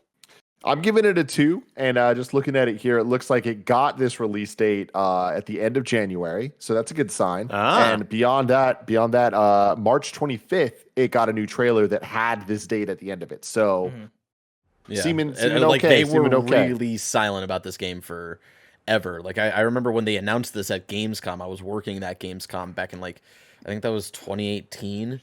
Or maybe even the year before 2017, and it just feels like we had not heard anything significant since then. And like the fact that like this year they're like, all right, this is our date. Like they feel confident in it. So it feels. It's definitely like a 2.5 for me. Yeah. I would say. I think it's one that I will absolutely 1000% be trying out, and it could hook me, and I could say, shit, I do want to fully play through this game. It looks fun. It looks gorgeous. Yeah, I definitely will be giving it a shot. I'm in the same boat as Andy, where I'm super hyped to try it out, and then I'm also kind of with Mike too, where I'm like, I don't believe it. I'm not gonna believe it till I see it. Well, here's the thing. I mean, we just made it through, a month and a half there or whatever, and we didn't bring up at all that is this going to release this year? Is this the first game that we're actually worried about getting delayed so far? I think so. I feel confident in Resident Evil. I feel confident in Mass Effect.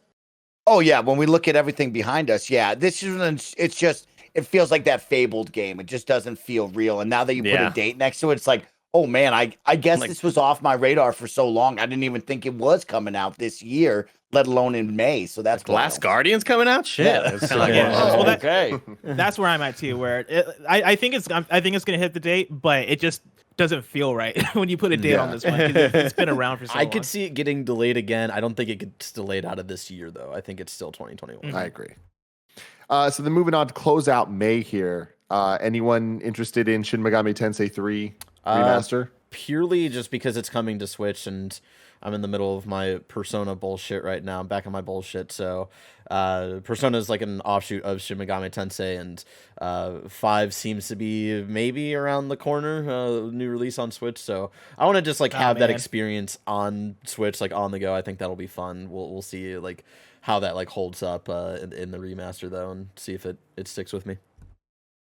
Shin Megami Tensei 5 is so far away, but 3 is one I'm going to put at a 1.5. Where I'm going to tell myself I'm going to try this game. I definitely want to try it out, but realistically I don't see myself booting it up. At least not right away. I think it'll be one that I might eventually get to.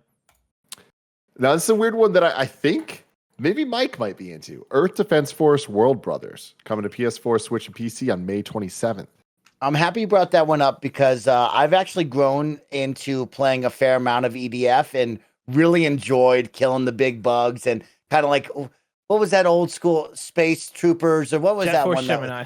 No, the movie that we all loved way back in the day. Troopers. Starship Troopers. Like, I just embraced that dumb, zany nature of it, and I got really deep into EDF, and I am excited for more Earth Defense Force. And, like, this one looks kind of weird, right? Like, you look at this as PS4, Switch, and PC, and it's kind of a little bit different than what I was into, but, like, man, I've played a lot of these games, and I'm interested in trying anything that they bring to me. Like, is this the first one that has a voxel art style? Yeah, this is the first one that I've ever played with this. Yes, exactly. I was gonna say because I don't recall it looking like this. Yeah, they've always just been a standard kind of over-the-shoulder third-person shooter type game, and it's one of those games that no matter how it looks, you will always drop frames down to 15 frames per second every once in a while. So funny. It doesn't matter what the art style is, it will do it. Yeah, it's just so much fun killing giant ants. You know what I mean? Just I could kill giant ants. That's why I'm such a big fan of Jet Force Gemini. You know, it's so funny. All right, boys, we've made it to June here.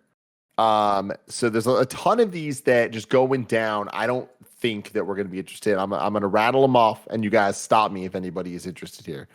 Operation Tango, Elder Scrolls Online Gates of Oblivion, Wreckfest, Monster Harvest, Pro Cycling Manager, Tour de France, Sniper Ghost Warrior, Contracts 2. Let's just scroll down to fucking Ratchet and Clank Rift Apart. I was just saying, you know where we need to go, Tim. Just go right there.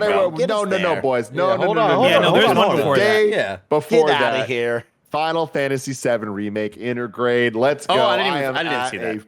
4, motherfuckers. I love that game. Obviously, my game of the year last year. Getting more content from that. Very excited. Even more excited to be playing it on the PlayStation 5 because it was a beautiful game, but we all know it had texture issues. We all know that there were some things that were like, oh, now that's ugly. And I'm hoping the PS5, I'm hoping the next gen gives it that extra juice it needs. But at the end of the day, I'm just super happy to be able to go back and play this game a little bit. Every once in a while, I pop it in and I just start running around and getting into some battles just because the battle system is so damn rewarding. Fun. It's so fun. Good. And the music, come on, it's just so fantastic. And this kind of pushing the story, it being a little bit of a, you know, a sequel, but also like during the story that we've already played through in Remake. I'm excited to see what they do with Yuffie. Playing as a new character is exciting to me as well.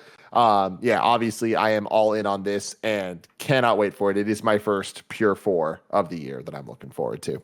Yeah, I'm right there with you. I'm also a 4 for this one, just purely for the fact that there is more content with this. That when they announced that was one that I think came out of left field and was super awesome because I don't think anybody was expecting more story content. And with it being Yuffie, I'm excited to meet Yuffie. I've heard very nice things, and so I'm looking forward to this. And it's gonna look and run incredible. Totally. And the thing I'm looking forward to most is there is a chance that this teases the sequel, that this teases Remake Part 2, because that is very much Square Enix's MO of putting out the final version of Kingdom Hearts and then it teases the next proper Kingdom Hearts game. So that's exciting for me.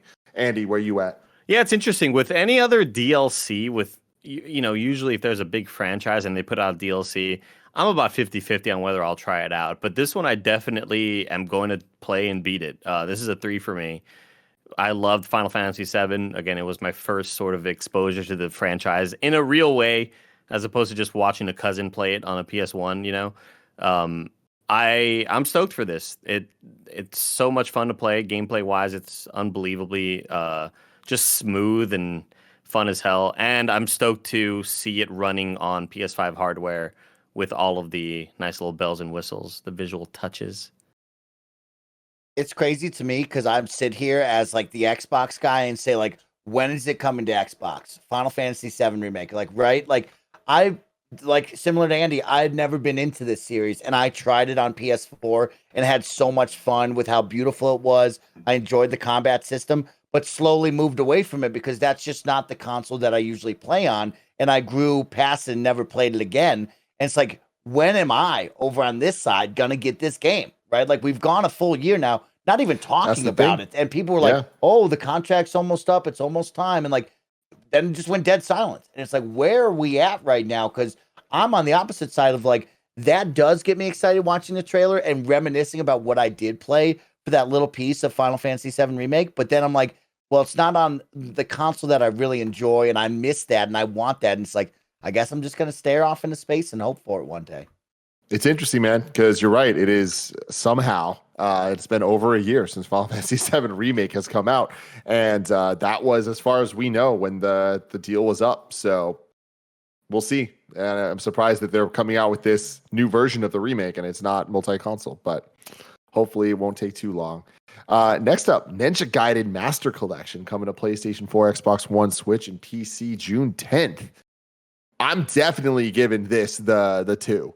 For sure. Loved Ninja Gaiden 1 and 2. 3, not so much. But it's been long enough since I've played them that I'm like kind of itching to maybe not beat them the entire way through. They're also very difficult games. But we've all advanced as gamers. So I don't know, maybe I'll have an easier time with it than I did when I was like 12 or whatever with that freaking bone dinosaur boss. But Andy, I'm interested in you on this one because what's your history with these games, and are you interested in playing it? Because you're a little bit more of that hack and slasher now than you used to be. I never really had much experience with the 3D versions of the Ninja Gaiden games. It was always just the regular Nintendo versions, and I was just way too young to even fully remember them. Yeah, I don't know. I likely won't try them out unless there's a hint at a bigger future for Ninja Gaiden in a big, meaningful, impactful way. Then maybe I'll give it a shot. But yeah, the 3D versions, that was kind of in a gaming blackout area for me where I just wasn't really playing a whole lot of games around those years, unfortunately. But yeah, I don't know. I mean, I might hear what people say, and if people are like, "Oh, dude, it totally holds up. The gameplay is fantastic," yeah, I'll give it a shot. I mean, I just want to say, like, I don't know how much this stands up, but I would say that Ninja Gaiden 1 Sigma, which this, if I understand correctly, is the version that they are porting and upresing and all that stuff, is one of the greatest character action games of all time. So it's like, I imagine it is going to stand up. And if you're loving Bloodborne, different type of game. It's a little less of that, kind of grindy experience-based stuff. And it is a little bit more about like, it's just brutally difficult hack and slash, but it could be interesting. Bless, what about you? No, it's not one that I'm super interested in. I think I did try Ninja Gaiden Sigma.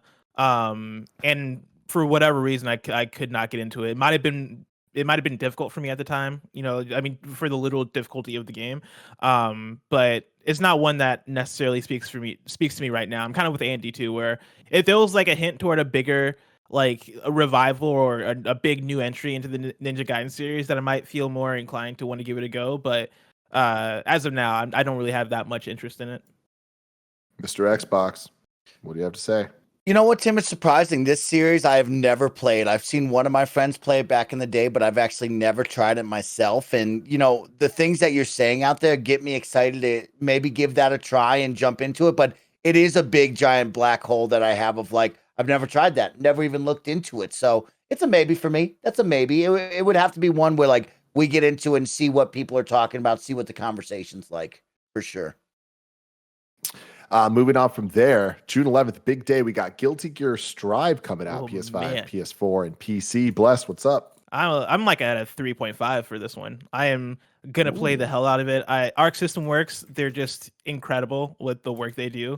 And I feel like it's been a while since I've gotten super into a new fighting game. Like the last one I can think of off the top would be Under Night In-Birth, but that didn't I didn't have a crew of people that I was playing that with that felt like a more niche release that came out toward the beginning of last year on PlayStation.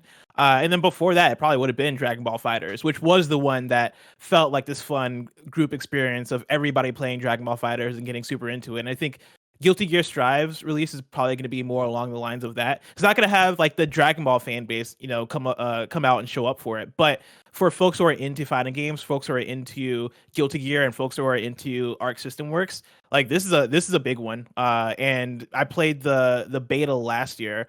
One of the betas last year, and I was blown away by how fun it was to play, how good the art style is, because Arc System Works destroys it every single time with their art style. And yeah, I'm looking forward to getting to this one big, because this will also be my first Guilty Gear game, because I've missed the previous releases. Oh, really? And so yeah, and again, like seeing the gameplay of all their games, right? Because like it's not Guilty Gear has been one of those games that I remember seeing other people play, because I had friends back in the day that were super into fighting games, so I'd watch them play Guilty Gear, but I would never get into it myself. Seeing it, I'm like, fuck, man, this game looks good and looks fun. But yeah, Dragon Ball FighterZ was the first one where I hopped in and I was like, okay, I'm getting into this game, and I got into it. And so now I'm like ready for it.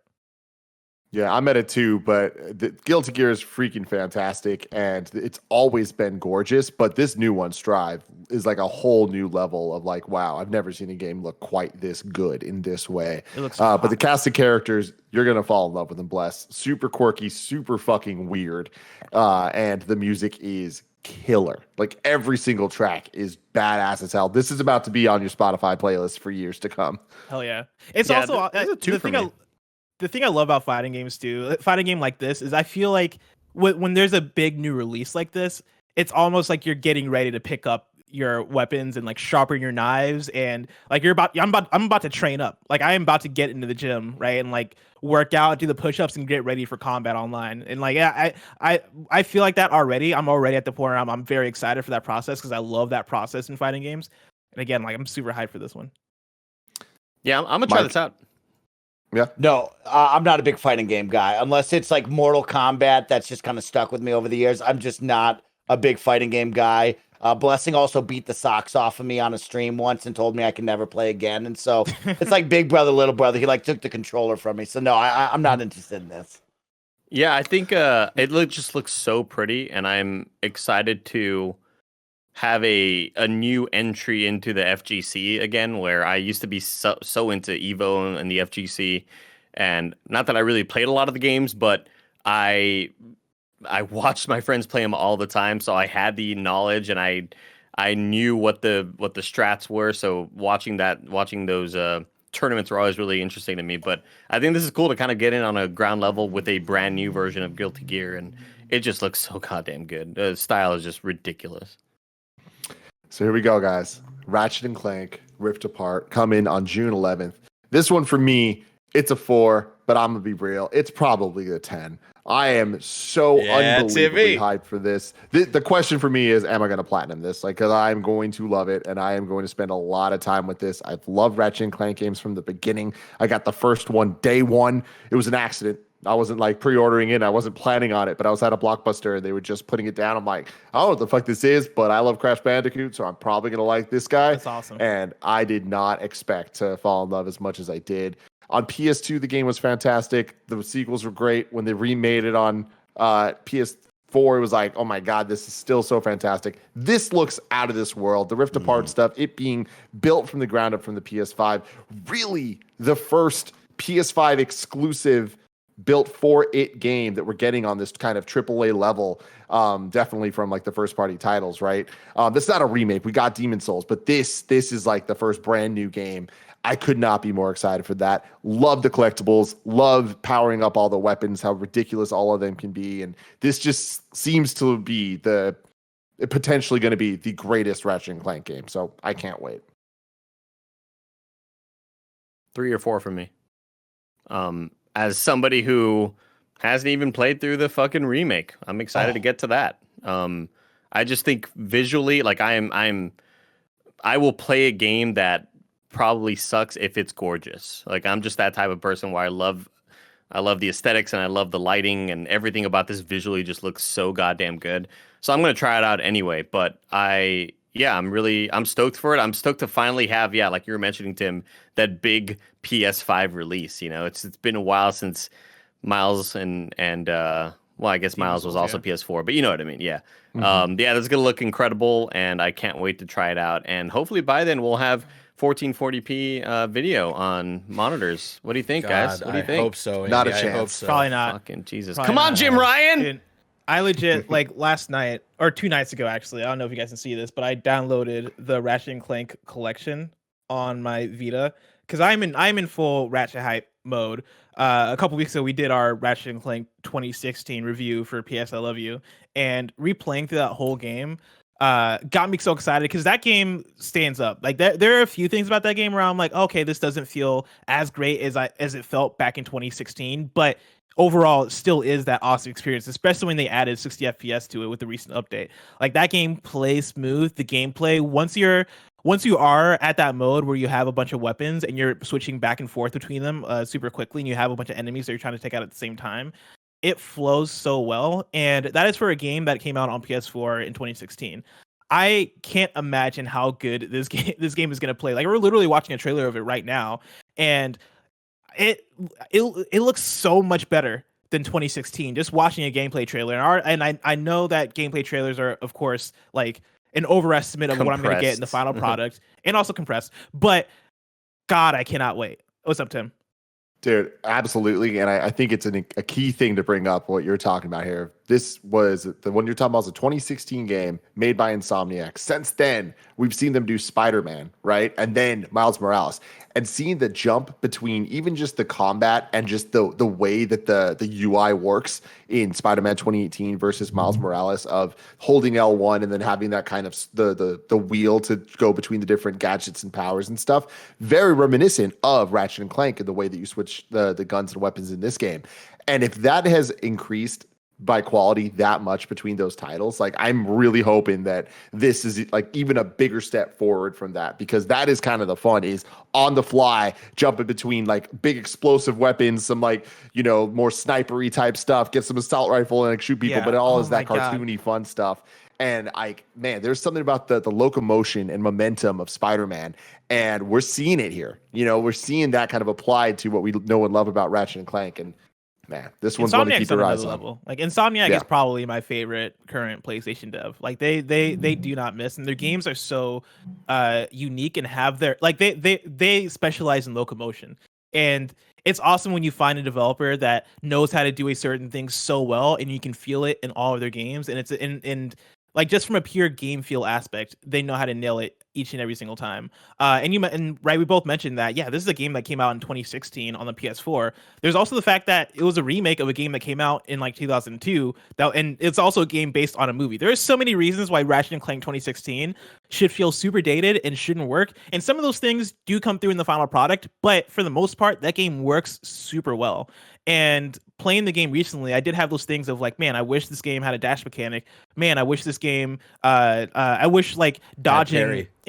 I wish I had a parry. I wish like dodging enemy gunfire wasn't just me holding the strafe button and pressing X to jump around and do all these flips. I wish it did feel more smoother, more modern. And it seems like Ratchet and Clank Rift Apart is going to fix so many of those things and add so much more. And so I cannot wait. Snowback Mike. Fire up the PS5. Let's get the game. And I can't wait for this game. I'm so excited. You know that. I mean, I'm a gamer through and through, and I love all of the PlayStation first-party titles. And this one is near and dear to my heart. I love 2016. I loved the movie. I actually had a good time with a little popcorn flick there, and I can't wait to see this. And this is one that we've talked about over the year with the new console and the new generation of like, this is taking advantage of the hardware. This is going to show the power that we're going to see in these next generation games. And I can't wait to experience that. This is something I'm itching for, and this is going to be perfect summer title. I can't wait. Moving on then, we got Curved Space, Dark Alliance, Ender Lilies, Alex The 25th is all that matters. The 25th is all that matters. The 25th. Mario Golf, Super Rush. Andy, kick us off. Well, I mean, it's not only Super Rush, it's also Scarlet Nexus. Like, that day is going to be unbelievable. I am stoked for both of these titles. Mario Golf, dude, I mean, you saw the way we popped when the game was announced at the Nintendo Direct. I love golf games. I love golf in real life, too. So, I mean, I've just been waiting for a newer addition to the franchise, and I'm so excited. I'm so excited to play on stream with you all. I'm so excited to play with hopefully like my brother back home who also has a Switch. This is going to be really cool, man. I'm stoked for the multiplayer aspects of it. I will see how Nintendo Online in 2021 kind of deals with latency and trying to hit a good shot. I'm sure, golf games are all about timing, but I'm stoked about the motion control stuff too. I think that adds a neat little dimension to the gameplay. I'm really excited for this game. Do you think you'll beat Greg? Yeah, 1000%. Hell yeah. 1000%. 4. Plus. Pun intended, 4. Mike? I'm such a huge Mario sports fan. I love all of the Mario sports titles, and to get golf back is really great. I will stick by my statement that we should have got Mario Strikers, but golf is going to be a lot of fun. I'm very excited about this. I actually love motion controls. I tried to play Andy in tennis motion controls. They did not have that online functionality, which sucks. And I have a great story of back in the day when Tiger Woods had motion controls on maybe the PlayStation or Xbox, or no, it was the Wii. I actually threw my back out, like completely threw my back out and couldn't move for about a week because I was swinging this golf club so hard. And I cannot wait to do the same thing on the Switch. And yeah, Mario Golf is going to be a lot of fun. I'm excited, but Bring back strikers. Don't Plain forget simple. to Bring put it on back. those straps, Mike. I worry for your television setup. Just play safe, Mike. Play safe. Mike is Swinging, gonna throw baby. a fucking Joy-Con down the mountain. I'm with you, Mike. I want strikers more than anything. But looking at this, I'm going to go with the 3. It's hard for me to look at this and give it the 4 specifically because Mario Tennis Aces was kind of the first, not let down, but like the first not classic Switch game that Nintendo put out where it's like, oh, it was good, but like it didn't really hold a candle to the games that came before it. And I kind of worry that we might get stuck there with something like this. The running around the course and all that, the fun gameplay modes, I think that's where this could really succeed if Nintendo does it right. And if they do have an online that works, that allows you and your friends to really like have as much fun as you want to have without them getting in your way. Won't have to wait too long to find out. And I hope that I'm wrong about this, but again, knowing what happened with Tennis Aces, I'm like, it's hard to be a 4 out of 4 for this. The thing that gives me faith is, one, how do you fuck up golf? And then 2, I think golf for Mario Golf has had a better run lately than Mario Tennis, where the last couple of Mario Tennis games that came before Aces were pretty garbo. And Mario Golf, as far as I can tell, I didn't play the one on 3DS, but I know a lot of people were into it at release. I remember listening to podcasts and hearing Greg talk about it all the time and playing Mario Golf there. And so I think they have golf down. The one thing I worry about is the online. Like I do not have trust in Nintendo Online. And hopefully like all that stuff reads locally when you are taking your own shot. And so like the only lag that you'll experience is seeing other people take their shots or whatever the everybody running on the field at the same time thing is. But even with that, I'm sure Nintendo will find some way to make it laggy to actually take a swing. But even still, I'm pretty confident in it. Then we got Scarlet Nexus. I mean, I'm at a this game 2.5. looks so sick.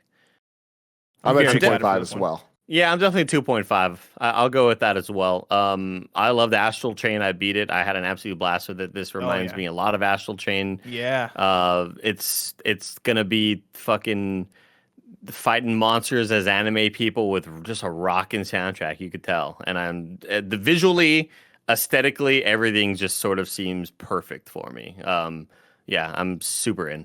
Andy, I mean, when are we gonna get an that's the Astral thing, Chain Andy. too? That's what I want. This thing's God. not just tied to Switch. That's the key. It's Yeah. like, Astral Chain had such a dope visual style, but at the end of the day, it was still held back with some hardware limitations. This looks like they're like, fuck it, we're going all out. We're going to make this thing awesome. So hopefully it plays as good as it looks. I'm a 2. Normally I would skip these kind of games, but something has come over me in the past couple of years where I've gotten a little more into anime and I've been willing to step out of my comfort zone and try games. And like, this is definitely speaking to me. Just the visuals, the action-packed gameplay that we're gonna get, and what Andy said, right? It's like I'm want to try this. I'll probably play it for a weekend and then never play it again, but at least I'm gonna say I tried it, which I'm really excited about. Then Destroy All Humans coming to Switch. Does Gaia 6 coming to Switch? Mike, come get the fucking statue. I was gonna say, yo, the send me statue, that Mike. statue. Alyssa, like any day now, I know Alyssa's gonna throw me out of the house. She's gonna divorce Barrett I over this know, fucking dude. statue. She fucking hates it so much, man. Please get it out So- of my house. We've now made it to July. So what we're doing here is the only months with release dates left are July, August, and September, and October has one. So that's all we're going to get through, and there's not as many games in each one of them. We're going to do the games without an actual release date at some point in the future. But going through with July here, we got Monster Hunter Stories 2 Rings of Ruin coming to Switch and PC. No. Only one I'm seeing here is No. Skyward Sword is like the title that's gonna really pop out. But maybe F1, Mike. It seems like maybe Mike will try out F1 for a weekend. Yeah, I'll try that out. Dirt really got me this year, and like I'm back heavily into racing games. I mean, to the point where they had a free play weekend of like NASCAR 5, and me and the boys booted up NASCAR, and so I'm into some racing games. F1 seems like it could be a fun time, but we're all still holding out hope. Forza Horizon. Could it be in Japan? Jeff Grubb once blinked at me twice. And if it is Tokyo Drift, it's going to be a big deal. It's going to be a big deal. God, I would We're- love that Hell so yeah. much. That would be I would love that. incredible. I remember one of the state of plays we saw Where the Heart Leads, which is apparently Yeah. coming out on July 13th. And that being one that seems like a total Greg ass game that I might be willing to try out as somebody who Enjoyed Kentucky Route Zero. I didn't fully beat it, but I got to the final chapter and enjoyed the sort of mystery and dialogue and meeting weird stuff. So this game seems very supernatural and not, sort of bound to the real world. Sort of like a walking simulator with, talking to characters and figuring out what the hell's going on. It looks really interesting. It's got a cool style. Yeah, I like the art style of for this me. one. That's a 2 for me. Do you want to hear the premise of it? Sure. This is from the PlayStation Indies page. They write, Where the Heart Leads is a dreamlike narrative adventure game where you'll grapple with the full spectrum of life's complex emotions. One fateful stormy night, husband and father Whit Anderson descends down a massive sinkhole to save the family dog. Tumbling into the darkness, Whit emerges in a realm beyond his imagining, where moments from his past, present, and future manifest like dreams. Bearing witness to the story of his life, Whit gains the power to change it. Is that the dog? Dog got excited. It's in the sinkhole. Yeah. And so it sounds like it has a cool premise to it. I'm the type of person that'll get into a narrative game every now and then, depending on what the actual like plot is, if it sounds cool. Right. And also if it has like a good reception. I remember What Remains of Edith Finch post-launch. I remember people going off about that game, about how good it was, and that was the thing that made me try it out and fall in love with it. And if Where the Heart Leads has that same kind of reaction to it, where people are like, hey dude, you should check this out because the story is actually really good, then I can see myself falling into it. For sure. Yeah, then we got Legend of Zelda Skyward Sword coming July 16th. I don't think I'm going to replay this one. That might be a 3 for me. I played about 6-7 hours of it on the Wii and got to the point where I was like, I cannot do this. I do not like this game, and I cannot force myself to play a game just because it's Zelda. But them enhancing the controls and making it so that you don't have to use motion controls makes it way more likelier that I'm gonna stick with it. And I haven't played a good Zelda in a minute. Like I kind of miss the traditional Zelda style a little bit. Like I love Breath of the Wild, it's one of my favorite games. But there's something about that traditional setup of that go classic dungeon Zelda, to dungeon, 3D Zelda design. Yeah, bless. Yeah, like collect your items, do all this stuff. Like there's something about that I kind of miss. And yeah, Skyward Sword, I haven't played it through all the way, and so I think I might actually beat this one. I think you'll have a fun time. It's a fun world. As someone who hated the game when it first came out and gave it a second shot for in review, playing it like on the Wii version on the Wii U and having to like go out of my way to find the right controllers to play it and stuff. Like going back to it, I was like, I actually kind of enjoyed it more, and I'm excited to see what this remaster does to enhance it even more. And I know people like the story of this one too. Yeah, like that was like the one thing I really enjoyed was I really loved the story and the lore building in this one, and that's if anything, that's what this game does really well is that aspect. So I'm excited for people to maybe give it a fair shot a second time around, kind of like how I did for Zelda in Review, and I'm excited for maybe some people to try it out for the first time who haven't before. It's a 2 from me. I'll give it a shot. I just know that the negative reception will kind of probably leak into my brain as I'm playing it. But I'm definitely down to try it out. I'm in that same boat, Bless, where it's like, oh, maybe it'll just kind of work for me. Maybe this time it'll just absolutely work for me, where, in the past, this was a game that, again, like most of my Nintendo experiences, were playing at a relative's place. So maybe it'll work for me this time. And I'm also just curious to also see why people don't like it. Maybe I sort of figure out like, oh, I totally get it. I think a big part of it is motion controls, and it seems like that's not going to be as big of an issue for this one, which I think is probably going to get way more people that are talking less negatively about it than my gut tells me that this one's going to be much more well received than originally. It's good. I think that the talk's going to be like, it's really not that bad, guys.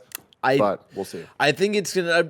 I think the narrative of like it's a really bad game, it just comes from like the pushback from the 10s that it got when it was first reviewed when it originally came out. Like it's lower on my Zelda in Review, but like even like I kind of like clarified throughout that entire video of like it's still like a good game. I do think a lot of the design and level design is based around motion controls as well. So I still think like although like there will be translations of the motion controls to being able to just play on a controller, I think there will definitely be like level design choices that people will be like, oh yeah, this is very surface level and very basic and very much in the mindset of trying to design a game specifically around motion controls. But again, we'll see. So we got Neo, The World Ends With You. The World Ends With You surprise sequel that was announced. This one, I do not believe for a second it's coming out this year. But even if it does, for me, I'm going to give it I'm at the 2. Yeah, I'm at a 1.5 for it right now. Maybe I can get to 2 if people like if there are more trailers that hype me up for it, or people review it or talk about it in a way that makes me want to play it. But right now, like, it looks cool, but I've not had any experience playing The World Ends With You, and so like I just don't have that hype for it. Yeah, not interested. So here we are in August. Well, before we go to August, I just want to shout out Chris Tales. That's one that was at, I believe, a recent Nintendo Nindy showcase, and has a really cool art style. And it's basically it's an indie game that has kind of a JRPG-ish kind of setup in terms of combat. But then also like I'm not sure the entire premise. I played a little bit of the demo, but basically in the overworld, as you're exploring, you can kind of go back and forth, I believe, between either time or dimensions. And so things change as you go back and forth. This art style is phenomenal. Barrett's showing it right now. The art style is phenomenal, and downloading the demo and trying it out, the art style like does hold up when you're actually in the game. Like, it was in the soundtrack, it's really, really good. When I was playing the demo, I immediately went to the Fantasy Critic thing, and I was like, you know what? I'm gonna put $1 on this so I can get it. This looks like an animated movie.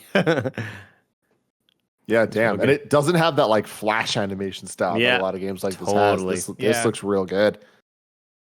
Huh? Hell yeah. Then now we are in August. Of these, I think the first one of relevance to us, and correct me if I'm wrong, is Kena Bridge of Spirits, coming to PS5, PS4, and PC. That's a 4. August 24th. That's a 10 for me, man. That's a 4 for me also. Yeah, I'm at somewhere. I'm like a 3.5 with this one. I think it is going to be a really accessible game in terms of. They already talked about price, right? It's $40, I believe. Probably. Look it up. I think it's going to be on the cheaper side of instead of a full $60 to $70 game or whatever. And with that means $50. $40. Digital 40. Deluxe is $50. And with that, I got to assume that it's going to be a sub 10-hour game. I think it'll be on the shorter side in terms of gameplay. I don't think it's going to be a gigantic commitment. But it just looks amazing. It looks fun as hell, and it just stunning visuals and cool gameplay. I'm totally in. I'm sold. You know what, Andy? You saying that sub 10, I'm at a 4. That can get me, because this does look like the type of game that can deliver a cool story, cool characters, and freaking awesome gameplay that is just fun to look at as it is to play. And if it is in that nice smaller game type of level, I am totally all in on this. Yeah, this strikes me as like an It Takes Two kind of scope, which It Takes Two, for what that game was and how much I think that game was also in the $40 to $50 range, maybe 30, I forget exactly where. But I would have paid full price to play It Takes Two. I think it takes that budget and pushes it all the way. For this game, even if it is sub 10 hours, let's say it's an 8-hour experience, but it holds this level of quality all the way throughout that it shows in the trailer, then that, to me, that's enough, because I love a nice 8-hour experience in a game. The one thing for me with this game is that I hope that the trailers just aren't way overselling it, because it does show us a lot of really good looking cinematic and then small glimpses of gameplay that looks like it's fun, but it's always hard to tell through trailers, especially now that we don't really have in-person preview events and stuff, because I assume that this is one that we might have played at an E3 by now, or at a Gamescom or something by now, but because there's been no hands-on, really, it's hard to judge. But based on these trailers, oh my god, this looks so good. Yeah, to me, it's not even the cinematics that really get me excited. It is the glimpses of the gameplay. It is Kena dashing away from an enemy and shooting an arrow and it performing this thing. It looks like gameplay, and I know we've been tricked many times before, but there's a sort of rigidness to her animation that seems like a player is playing that and using a controller to control a character, as opposed to, hey, this is gameplay, everybody, but it's really just a cinematic with pre-rendered animations or whatever. It looks incredible, and I hope I have an OLED TV by then, because this is going to be one that's going to be stunning on a really nice set. Mike? Oh, I can't wait. You know that, Tim. This is another fire up the PS5. Let's get this thing going. You know that, Tim. This game looks like it's going to be a banger. Come on, people. This game's going to be dope looking. Yeah, I can't wait to play this. Can't wait. Bless, this one's for you. No More Heroes 3, August 27th. 4, Question baby. 1, does it get delayed? Yes, it does get delayed, but I don't care, man. It's 4, I'm excited. I'll play it when it gets here. Every single thing I see about this game just makes it look even better and better. Suda51 can do no wrong, except for Let It Die, which should not have had free-to-play elements in it, but I digress. I'm very excited for No More Heroes 3. I'm somewhere in a 2, between 2 and 3 for this one, because it's like I love No More Heroes 1 and 2, but that's the thing is, yeah, if the gameplay holds up at all for me, I am definitely going to beat it, because I love the wacky ass story and just how insane this whole thing gets. And this one having like a weird Power Rangers vibe, it's like, yeah, that's the type of ridiculousness this franchise needs. God, look at this trailer. Look at this gameplay. Look how different everything looks scene to scene. He's nailing it. He knows like what he's doing. Man, like I want to be into this, and I feel like I should be, but like, look at this. I just like look at the Akira reference. It just seems it just looks messy as fuck. Like it just looks like, and I know that's what they're going for with all like the crazy colors and weird UI things popped up. I know it's like it seems like a commentary on just games itself, you know, but it looks too messy for me, man. It has like a Scott Pilgrim-ish vibe to it, where it very much is stylized to be like a video game and appeal to our nostalgia for video games. And so you see a lot of those pixelated, like the pixelated buttons and the voxels and all that stuff is very much trying to point towards that. It seems like the UI will change from level to level, like aesthetically in ways that bother me. I don't know. That's just a complete guess. But I think also the fact that it's only on Switch is kind of what bums me out too, because I just it's gonna look like doo-doo probably. That game's gonna chug. I want it to be higher res and sharp and pretty as all hell. You know, I don't know. Mike, anything for you? No, not at all. Unless Emron the Don Khan will sit down and explain and play it with me, then no, I'm not jumping into that. Man, you've been called out, Imran. You've been once called you start out. playing it, it'll make sense. Because like No More Heroes, I definitely understand watching the trailers. It's like, what the fuck is this shit? But like usually, at least 1 and 2, the spinoff that I can't remember the name of, maybe it gets a little bit more into weird territory. But 1 and 2 definitely. Once you start them, it very much starts off simple, where it's like, hey, you just gotta take out Strikes Back. Travis Strikes Again, or either Strikes Back or Again. One of those two. Yeah. Tim. But you're basically taking out 10 assassins, and that's it for the first one. And the second one is like, hey, you're getting revenge, but you're also taking out 49 assassins. I'm sure this one, by the time you get in there, it'll be like, hey, you're fighting a bunch of aliens, and that's about it. What's Tim, up? you know how I made the perfect comparison that, in a lot of ways, the rabid fan base of the musical Hamilton remind me of the rabid fan base of the musical movie Happy Feet. You're such a fucking freak, dude. What does that mean? It's just I don't know. There's a lot of similarities there, Bless. Yeah. But I feel like No More Heroes reminds me a lot of Death Proof. If we were to compare like a movie to a game, I just feel like the vibe of the over the topness, the looking at the camera and the winks and all that sort of stuff. It reminds me of an over the top Robert Rodriguez, Quentin Tarantino. That's what it is. Duo, yeah. You know, and like the first one came out at a time where we were desperate for Wii motion controls to actually translate to a dope gameplay experience, and it succeeded there. But it was also that perfect thing of like, look, gamers are kind of grown up, so like he's gonna pee and like there's gonna be fart jokes, and like sometimes when he's gonna kind of look like he's jerking off. Like, and also it's gonna be very like, inappropriate and not age well, because the whole game he's trying to sleep with the lady who's giving him his missions. And so there's a lot of shit where it's like it is edgy as fuck in the like debatably edgelord territory, and that's the thing for this one where I'm like, are they going to either address that or kind of modernize it and have a new twist, which I kind of expect them to, but we'll see. And for Bless's sake, I hope that the answer is yes across the board. Yeah, man, I can't wait. I'm excited for New World. New World, what is that? This could be Amazon game, right? This could be the first successful Amazon game.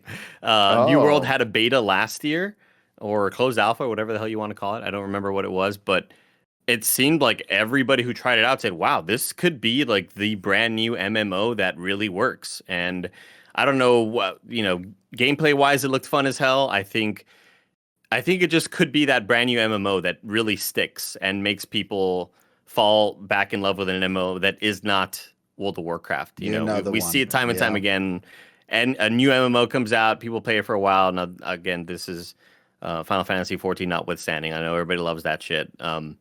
But it just feels like if you're not into that game, you try out a new MMO, you go back to WoW after a couple weeks. But this could be the one. This could be the one that I also try out and just get in on the ground floor of, and make a new character, see what it's all about, grind out for a couple weeks and see if it works for me. But yeah, again, it's so bizarre that this seems to be the one that could stick for Amazon as opposed to all the other canceled ones. Yeah, it seems interesting. I think you're crazy. I don't think this thing has a fucking shot in hell, and I think that Amazon has a lot to do with that. But I mean, I don't think this game's coming out. I'm talking just based on. Oh no, this game's definitely coming out. Like I think just based on watching Twitch streamers play it, and I watched many Twitch streamers play it. They were like, "Fuck, this is awesome!" And I mean, that's great.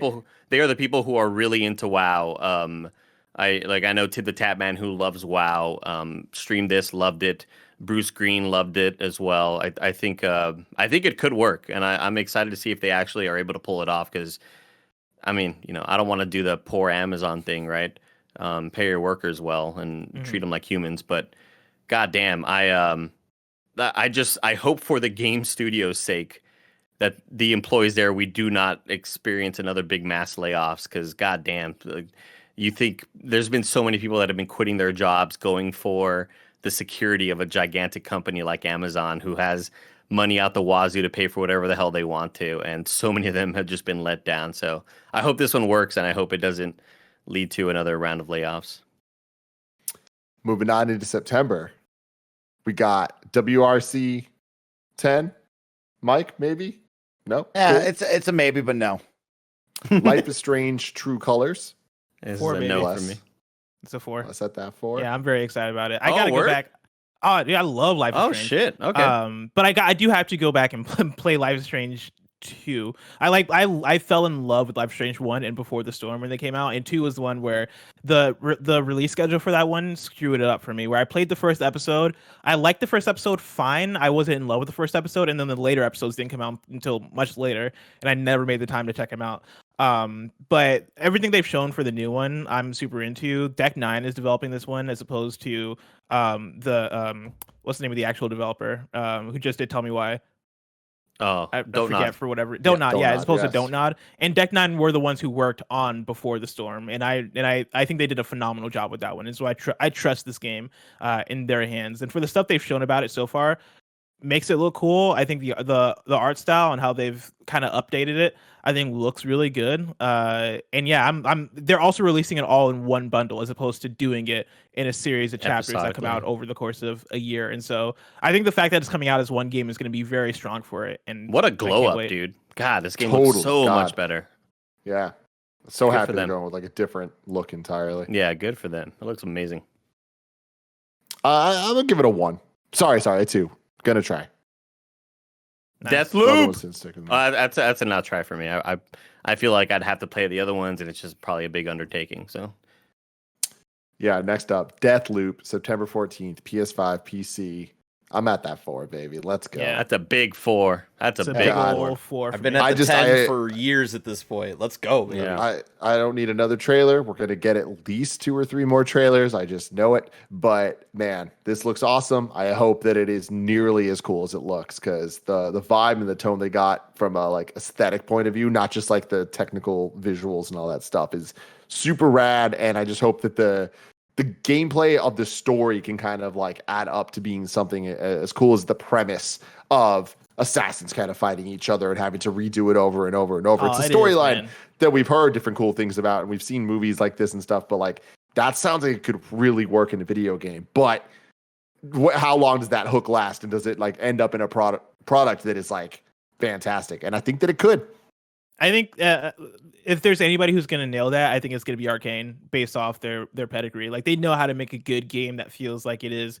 You using your player choice in order to like sneak around or assassinate or like combine abilities in order to make things go your way. Arcane knows how to make that type of game.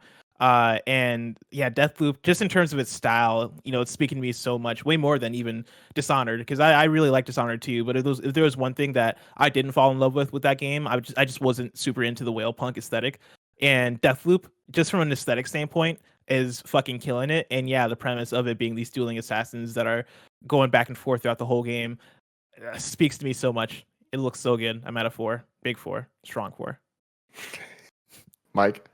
So excited. Can't wait to play this. Just got done playing Dishonored 1 with the FPS boost over on Xbox, and really got me excited into what Arcane is doing with this. And I know I've brought this up before on one of the Kind of Funny shows, but like, I am also interested in the multiplayer aspect of this, of like, what is that other person gonna be? How will it affect your gameplay? Will Stanky Toast 69 continue to troll me throughout my gameplay? But I am excited of like, first off, the game itself looks incredible. It's gonna be fun. Can't wait to play it. But also like, what is that multiplayer aspect gonna be all about? And how will I either troll or be trolled throughout my gameplay experience? Very excited about that. Hell yeah. And then moving on, we only got one in October. But before we even get to that, I want to shout out Hot Wheels Unleashed, Yeah, September 30th. Barrett, can you please bring up a YouTube video of this? Because I saw a trailer of this come up on my Twitter last week. And I quote tweeted it where I was like, is it just me or does this actually look fucking dope as hell? It was like, you tweeting it out that sort of put it on the radar and be like, oh shit, yeah, this kind of reminds me of the fun races in GTA Online. Totally. Yeah, I love how imaginative it is, and it's about time we got a different racer that isn't, you know, we talk about these character racers like Crash Racing or Sonic or Mario Kart or whatever, but I guess I've just kind of been tired of not that I play a lot of racing games anyway, but the ultra realism in racing games. This looks like something I'm just super down to fuck with. Absolutely. I'm definitely going to try this out. Is that such a good style to it? Like, if you told me that there's gonna be a Hot Wheels game that was gonna have an aesthetic and like that was gonna have graphics that you look at and go, oh fuck, that looks really good, I wouldn't have believed you. But I look at this and I'm like, oh, that looks really good. Like, I want to try this out. This almost reminds me of when Forza Horizon does like Hot Wheels crossovers so and cool. shit. Yeah, and I here's always the loved thing that it. I'm excited about with this, though, is just like, you know, Andy mentioned GTA, Blessing, you mentioned Forza, and like those things are both freaking awesome, so much fun. We played the hell out of them. But what I like about this is it's actually what makes Hot Wheels special, which is they're driving through vents, they're in a garage, they're like, these are tracks like kind of in real world settings as opposed to just blowing up Hot Wheels to be giant actual cars. And I've always loved that. There was a Micro Machines game and a Hot Wheels game on the N64 that I just Big totally shortcut. fell in love with. Dude, man. that was fantastic. And that's the thing is like it's this Mario Kart type gameplay with a little bit of F-Zero action, the drifts of a Ridge Racer. Like I'm San in, Francisco looking Rush. At this, oh hell yeah, the less realistic parts of San Francisco Rush type shit. Like, that's what it reminds me of. And like what you're saying, Tim, of like how it's like actually just like the realistic size of Hot Wheels and like seeing them go through like air vents and stuff like that. Like that's awesome to see. It's cool. And I will say the hesitation I have on this is pre-alpha, so they have a long time to figure this out. It looks a little empty, both the course and just kind of like the world around it. And it doesn't seem quite fast enough for what I'd want from this type of game. But hopefully this was just like the first we've seen of it. So did you guys ever play Excitebots on the Wii? I did not. Man, Excitebots. Excitebots Trick Racing was basically a similar arcade racing game that came out for the Wii that had like a similar level of you're hitting these large jumps. You are playing as these cars that were all modeled after these like different bugs and beetles and had weird shapes and shit. And it had very similar energy. And when I tell you that it is probably one of the most fun racing games I've ever played, it is a fantastic racing game that is so under the radar and that not enough people know about. But this reminds me a little bit of that, and that gets me excited. Wow, this bug vehicle just used its scorpion tail to grab onto a pole in the track and then start spinning around it. Yeah, and then launches its. Come on, guys! I'm telling y'all, sleeper hit of 2021. And then the final one with the release date is October 12th. Back for Blood. Come on, baby! That's a big 4 for me, man. Good lord! I mean, ever since it got delayed, that was sort of the first real big game heartbreak that I had this year. Of like, damn, dude, I was really looking forward to playing this game a lot sooner. But yeah, let that shit cook a bit more. It's gonna be really nice and eventful to be coming around Halloween time. I mean, I had such a blast with the beta. I was so sad that I couldn't play with Greg and Bless during the daytime stream, but playing at night with Mike and Tucker, and we had an absolute blast. And this is going to be one that you just replay a lot because there are different, dynamics of different people you're playing with, or you unlock this new piece of loot. The card system is so innovative and so fun especially for a game like this. I didn't expect to really be into that sort of system and kind of building out your inventory, but goddamn, it was an absolute blast. And I was so sad when the beta or whatever it's called went offline. I'm really excited for this. I mean, it's great that, developers started realizing that Valve was never going to make games ever again. So they're like, all right, we'll make our own Left 4 Dead. We'll do it ourselves. Yeah, exactly. Somebody make a portal. For the love of God, someone make a portal. Why isn't anybody trying doing that? Well, they're under Valve, aren't they? Isn't Turtle Rock? They got bought by Valve, right? Really? So that's kind of like the weird irony of it all. I'm pretty sure they got bought by Valve. I'm looking it up. Maybe I'm lying about it. Did I lie about it, You're Tim? just a fucking liar, Andy. It's possible, man. Turtle Rocks. Wait, shit. Did Andy just drop an exclusive scoop? Oh, dude, the #1 video game journalist. I'm at a 2.5 for this game. Oh, they were formerly of Valve. My bad.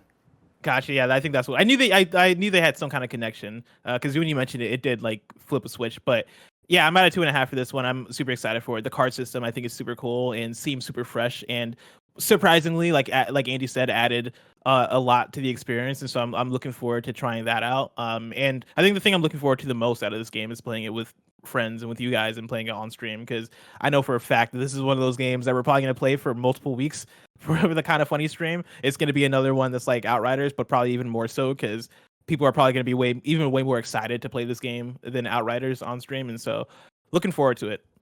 Yeah, I'm right there with Bless, where I'm probably between a 2.5 and 3, but the idea of playing with you guys is bringing me to a 4. Like the streams, this looks like so much damn fun. I never had that group of friends to play Left 4 Dead with, so I was always kind of just playing alone or playing with like someone if I got to for a little bit or whatever, and that was a great experience. But playing with you guys seems like it's going to be a damn blast. So that definitely takes me to the get hype level for sure.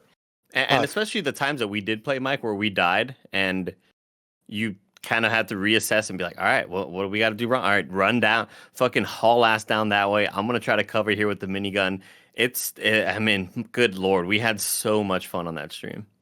I can't wait. This is something that we've all been dying for. If you're a Left 4 Dead fan, you've been itching for this, and you've got a little taste of it with World War Z, but I think this is going to come full circle for you of like, you're back, and it's exciting. Grab your friends, play through the campaigns, play through the different missions, and do it all over again. It's going to be a lot of fun. I'm really, really excited. And, I do like this studio and what they've made before. I think a lot of you remember Evolve, and that was one of those, like, you were either in it or you weren't into it, and I was into that. And so I'm excited to see what this team can do, and this is the perfect game for me and my friends. I can't wait. And with that, everyone, this has been the Kind of Funny Gamescast. Thank you so much for joining us with this. Every game with a release date in 2021 so far. Looking at this list, there is a TBA section that has many, many, many games. So we'll see. There's probably, hopefully, going to be many more games coming out this year. But I'm sure a ton will be delayed. But stay tuned. We'll probably do an episode in the coming weeks going through all of those games and our hype levels for those. We got E3 coming up, too. So a lot of announcements to be coming this summer. We're about to do the post show for patreon.com/kindoffunnygames supporters. Thank you all so very much. Mike, thank you for joining us on Gamescast. Thanks for having me. I can't wait to come back again and, of course, talk more video games with you and the crew. It's always my favorite. Hell yeah. Until next time. Love you guys. Bye.